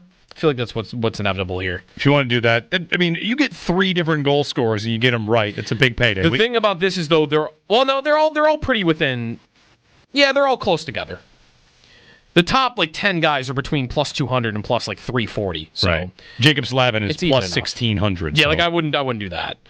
All right. I am gonna bet. I feel like you want to bet Eichel, so I almost want to leave him for you. No, right? I was just going to say, should we do the former Sabre parlay of the 3 Sabres? Just all go right. Eichel, Reinhart, Hagel? I'll bet Jack Eichel to have 2+ points. All right. Plus 350. 2 Eichel points? to have 2 or more points. 2 points, okay. Josh, you want up next? I'm going to go Matthew Tkachuk over 4 shots on goal. Oh, all right. We're going right to the shots. I like that. It is a funny story when you're like, Jack Eichel, he's taking this game seriously. He turned down shots. Right. The night before a game. That's funny. All right, so add that one in. 4 shots for Matthew Tkachuk. Okay. And then my third leg here. Let's go. What do I want? You could bet Brady Tkachuk to have a hat trick at plus 18,000. I don't want to do that. I'm going to go. That would really fire up these anytime goal scorer. Okay. And I'm just taking McDavid. I mean, boring. Anytime. No, plus 220. Yeah, that's not bad. That's longer odds than Josh. Josh had the almost even odds. It's all right. All right. I got a profit boost on that thing, and let's go. All right. Boom. That is plus 3103, which would be, for instance, 10 to win 310. Yeah. All right. Eichel 2+ points, Matthews 4+ shots on goal, and McDavid anytime. Not Matthews. Score. It was Tkachuk. Matthew Tkachuk 4 shots on goal. Oh, sorry. Thank you. Matthews. Okay, so does that change the odds? Actually, probably does, doesn't it? Let's see. Listen. Eichel did not really get much with the Tkachuks in the first matchup because they were in the penalty. First off, they fought. And then Matthew, has missed a game? Brady missed the game. Brady missed. No, Matthew missed the whole game. Brady played, got hurt, played one more shift, and then left. So if that line gets back together, it's been a murderous line, and we'll hope for that line to do well. All right, go USA. If Tage goes in, is he on the top line? No way. No. If he's replacing, they'll bump up someone from the fourth line and then put Tage on the fourth line? Probably. All right. 803-0550, the Four Nations final coming up tonight. We'll get some more of your calls in if you want. 803-0550, 1-888-550-2550 to join us on WGR.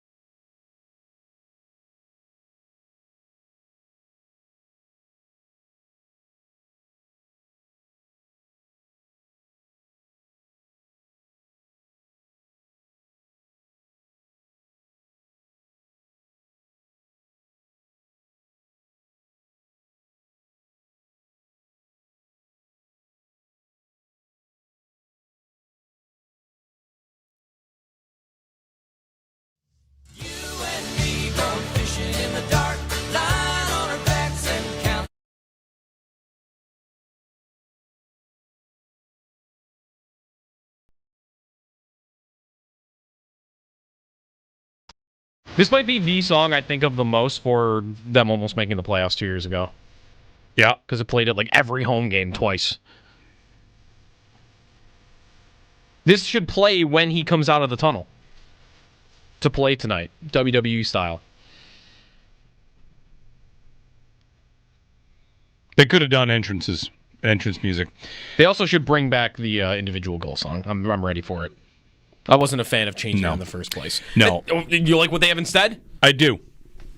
What's the song again? It's about the Kickstart My Heart? It's about the name on the front of the goal song, not the name on the back of the goal song album. I don't know. I want one song. The goal song is supposed to be about the fans, not the players. How's that for you? But see, you can have one bad song, and now every goal is followed by a bad choice. Whereas if maybe I get a few bad songs or 40% bad songs from the players, but that means more than half the time I still have good songs. Well, the best scenario is to just pick a good song, and I think the Sabres have a fine song. It could be better, but individual goal songs, I don't like it anymore.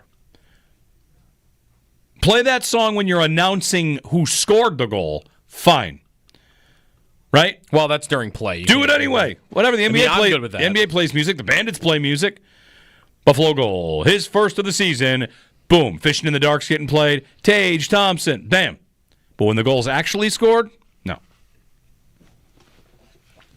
Yeah. I would play it. 803-0550.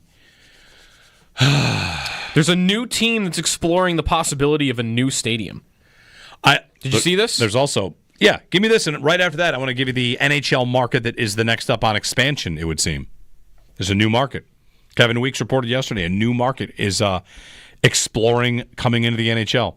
I think I might have missed this. Okay, so the new team, have you seen it already? The NFL team that wants a new stadium? Yeah. Who? Because I wonder how many times it would take you to guess this team. Okay, not Cleveland. Because Cleveland we know. Chicago we know wants one. Yep. Kansas City we know is in this conversation. Yep. Tennessee's getting one. Buffalo's getting one, of course. Yep. All right, it's not going to be... Who's it going to be? You're saying I shouldn't guess this? I would be surprised if you got right to this team. Yeah. Okay, I'm going to just rule out it should never in a million years be, and if I get it wrong, I get it wrong, okay? Yep, go ahead. Jets should never be the Jets. Correct, it's not the Jets. Should not be the Ravens. Right. Should not be the Steelers. Right. Should not be the Bengals we mentioned the Browns already have one. Right. Not the Colts. Mm-hmm. The Jaguars are getting one. The Titans are getting one. Do I want to say it should definitely not be the Texans? The Chiefs, we figured it out. The Chargers have one. The Broncos. The Broncos. All right, I'm putting Houston and Denver on the maybes. Okay. Not Philly. Mm-hmm. Washington needs one. So that can't be them because that would not... Too obvious. Yes. Yeah. We already know they want one. Not Dallas, not the Giants, not the Lions, not the Vikings, not the Packers, not the Bears. Mm-hmm. Bucks. Okay, add them to the mix. Not the Falcons. Mm-hmm. Not the Saints. Panthers. Add them to the maybe list. Okay. No Rams, no Seahawks, no Cardinals, no Niners. All right, so you have 4 on the maybe list? Are they on the maybe list? They're on your maybe All list. right. You did a really good job. All right. That. So who's on your maybe is Tampa, Houston, Denver, and Carolina. Yes. Right? That's my maybe list. It's on your maybe list. Okay. The blank have explored the possibility of a new stadium to replace the place that the franchise has called home since it Houston opened in 2002. Houston. The Texans are looking at a new stadium. I would have never guessed that because their stadium feels like I've never been there, but it looks awesome. Yeah. On TV, at least. It's a dome. I think their retractable roof doesn't work, right? They tried to open it or something, and it didn't work this season. It is an older, big, huge, one of those. When I was going through the maybes, Houston was my knee-jerk first thought. But that's... I feel like you almost just guessed them outright. I almost did, but I wanted to keep going. Yeah. All right. Yeah, the Texans want a new stadium. The Bucks They can't have a new one because that ship is too cool. I've never even seen that ship. You could move the pirate ship, I guess, right? Joe, I don't think it can sail. I don't think it works. Sorry. Move it from one stadium to the next. All right. Okay. Wait. Oh, no. This is not. Okay, this is not the Texans saying this. This is Florio saying this. If the local authorities won't play ball in a new stadium, the team will consider playing ball elsewhere. Okay. Oh, yeah, here we go. They're going to move from Houston again? Here we go. Yeah. Remember when the Bills were going to play at Penn State? Oh, that's right. Remember that? Yeah, for like 2 years or something? Sure they will. Mm-hmm. Okay. Texans exploring a new stadium. Who's the NHL team is this a new one? Yes. I've seen Atlanta. Okay. Over the years. So to follow up. They keep flirting with their idea of going back to Phoenix, right, at some point. Like, Bettman is going to do that. Yep. And then, was there another one? This is a sign. No. Hey, Josh, he doesn't read your text messages. Josh texted the two of us this story from Kevin Weeks. Look, the guy's got 80 unread texts. That's right. You have 200 unread texts. One of them is Josh trying to give you information on the next potential expansion team in the NHL. Okay, last time I text you. I'm marking that unread. So now we're at 79 missed text messages. The text, though, I'm not looking at it. It just says Kevin Weeks. Yeah. So I haven't opened it. In speaking to Deputy Commissioner Bill Daly and other sources involved, I can confirm there was a recent meeting in New York City with a group expressing their interest in bringing the NHL to Portland, Oregon. No. All right, keep going. This is a major sports city. Cleveland. It has 2 professional sports teams right now. 2 professional major sports teams right now. The NHL would be their 3rd major league. They have 2 teams now. New Orleans. Correct. Yeah. New Orleans. Now, I would like to say this is how you know I'm an adult now and I'm not a jerk, because I did not, quote, tweet that with some sort of joke about how they're going to make the playoffs before the Sabres. I didn't do that. I didn't make that joke. I didn't say that. But they're probably going. Personal growth. But that's growth to not say, oh, sweet, another team that's going to make it before the Sabres. I didn't say that. Cool, you're mature. I'm not 30 yet. Guess what? New Orleans is going to make the playoffs before the Sabres. I was really proud of myself. For not. The New Orleans, here we go. That's what I'm here for. I'm excited to hate another team name. The New Orleans what? What will they go? The Gumbo. The New Orleans Brass. The New Orleans Gumbo. The Brass is a good name. That is a good name. It's a singular name, though, isn't it? I mean, it does end in S. It's plural, but yeah, that's a good name. New Orleans Brass. I feel like that'd be too close to the Blues, though. What are you, though, if you are a player on that team? A brasser. You're a member of the brass section. Brasser? A member of the Obviously, defense would be trombones, and forwards are trumpets, and goalies tuba. Problem solved. New Orleans has... Wow, did you know this already, Josh? New Orleans has only had 1 professional hockey team in their history, that at least according to Wikipedia. They were in the ECHL, and their name was the New Orleans Brass. Okay. And their colors were purple and gold. I just took a stab at that. Yeah. I didn't. Okay. That's awesome. That's not that bad. New Orleans Brass. And their coach can be called the conductor. All right. We're good. Now we're easy. Getting too far. Easy. 803-0550. Let's send it to the chat. The New Orleans what? Blank. The New Orleans crawfish comes in early. The New Orleans hot dogs. No. I don't know. I think it's a joke. The New Orleans... I'm looking through like some of their former team names in other sports leagues. Is it possible they could go some cool name like call themselves the Bayou something? The New Orleans Bayou, or the Bayou something. Yeah. Like the Bayou is the location. Yeah, I mean you can go full ECHL caliber name and go like the Bayou Brawlers.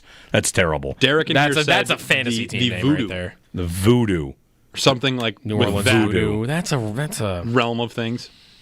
I don't know what I want in sports team names. I want it to sound somewhat professional, but also not sound like you just dug something up from 1920 or from the Madden. Like New games. Orleans Privateers is a former team name. We're not doing that. That is the team name from the New Orleans University. So that's taken. The Swamp Monsters, the Vampires, the Fan Boats, the Gators. These are all coming in on the chat. The Fan Boats is the best. The Fan Boats, the Gators. They don't have Crocs. They have Gators. Is that right? I don't even know. What do they have in New Orleans? Well, the Pelicans are named the Pelicans because that's the state bird. Right. The Pels, the Pelicans. By the way, they do call them the Pels, Joe. Just going to give you that heads up. Just like Sabes. The New Orleans hockey team will be named the... It's got like something French maybe could work here. If we want to go off state animals, the state animal of Louisiana is the black bear. Nah. No, not enough people would feel like that's... I don't know. I more so wanted to say that because why is it the black bear? What about like the Cajuns? The Raging Cajuns might have an issue with that. Right. The Riverboat Gamblers. I think what I want is... I think I want something that's got a French vibe to it. Yeah. But I don't know. I keep thinking of Ed Orgeron saying "Go Tigers" in my head right now, and it's spelled Geaux. The state amphibian is a green tree frog, if anyone cares about that. The New Orleans tree frogs. Crawfish. They have a state boat. They have a state boat? Yeah. They have a state drink. You know what the state drink is of Louisiana? What about just the bayous? It's milk. Milk? Milk is the state drink. I don't know. Not much to do with that. The milk, or not the milk, the bayous. They have New Orleans bayous. I mean, Louisiana, they have a state dog. The Catahoula leopard dog or something like that. Does everybody have a state dog? I don't know if everyone has a state dog, but Louisiana does. State fruit, strawberry. Not bad. The white perch, how about the New Orleans white perch? I'm not hearing anything that beats brass. No, I agree. The first one, brass, is pretty good. The state reptile is the alligator. Could they get alligators in there? Into the arena? No, I mean like in the name. In the name. Could they be the Gators? Could they be the Gators? How does copyright and stuff work like that? Like we've got so many teams that are called the same thing, That's but it's probably, but if you call something new the same thing, well then it's not allowed. Right. That's probably we got 9,000 teams named the Tigers and the Lions out there, but if I call them the Tigers now, it's a problem. That's right. Like if you call them the Gators, are the Florida Gators going to call and say you're not allowed to do that? They might. Because didn't that happen with the Golden Knights? The Golden Knights wanted to be the Black Knights, and Army said no. Right. Yeah. So, yeah, I guess, I don't know. Hockey in New Orleans. I mean, look at, excuse me, Utah wanted to be the Yeti, and a cooler company said no. Not Right. even a sports team. Like, how many people do I have to check in with to see if I'm allowed to call a team something? I hope you're ready for, like, the New Orleans Godzilla or Rodan. What's the Kraken version? What's a mythical beast that exists in a part of the world what does that have to do with that's New Orleans? not New Orleans? What's a meme? They got to name their team after The a meme. Chupacabra. Yeah, a meme. Another meme name. Anyway, Kevin Week says New Orleans wants a team. They're at 32. New Orleans 33. Who else is coming in? Is Arizona coming back for 34? Batman's going to bring Arizona back, and then Atlanta wants back. They're going to get to 40. Oh. They're going to get to 40. The NHL, they don't print money TV-wise like some of these other teams. So how do they make up for it? They get massive billion-dollar expansion fees. Right. They have a bit of a scheme here where it's just like, hey, we'll give you $50 million if we can be in your league. Sweet. That's more than I've profited in 20 years of owning the team. Yeah. Man. Anyway, there you go. Kevin Weeks, New Orleans. The New Orleans. That's more state symbols. I don't think I'm off on the state symbols. The Creole. The sweet potato. Jambalaya. You Are My Sunshine is the state song. New York, in fact, does have a state dog. We do. It's all working dogs. What about all In 2017, they declared that it would be all working dogs. So like German Shepherds and whatever else you consider a working dog. Is Swamp Monsters too long? Yes. New Orleans Swamp Monsters? How about Swampers? No. Swampies. No. The Crawdads? The New Orleans Gulf? The Bog. The New Orleans Gulf, Gulf. The what? The Gulf? The Gulf. They're changing the name of that thing every day. You can't be the Gulf. Get a break in. It's Extendo Sports coming up.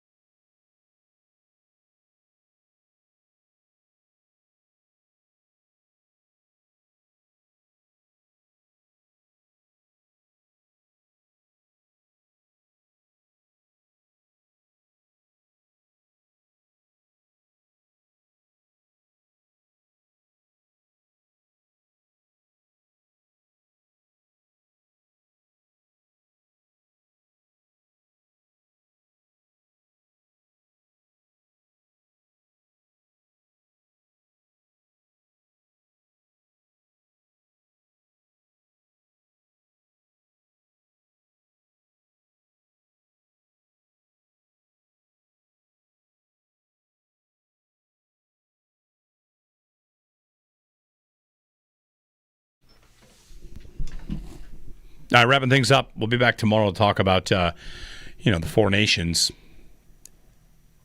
Tonight, the final, U.S. and Canada. My wife said that my kids are watching at home. Watching Hi, guys. us? Yeah. What's up? Hi, guys. Can you see Gene Steratore in the background? Oh.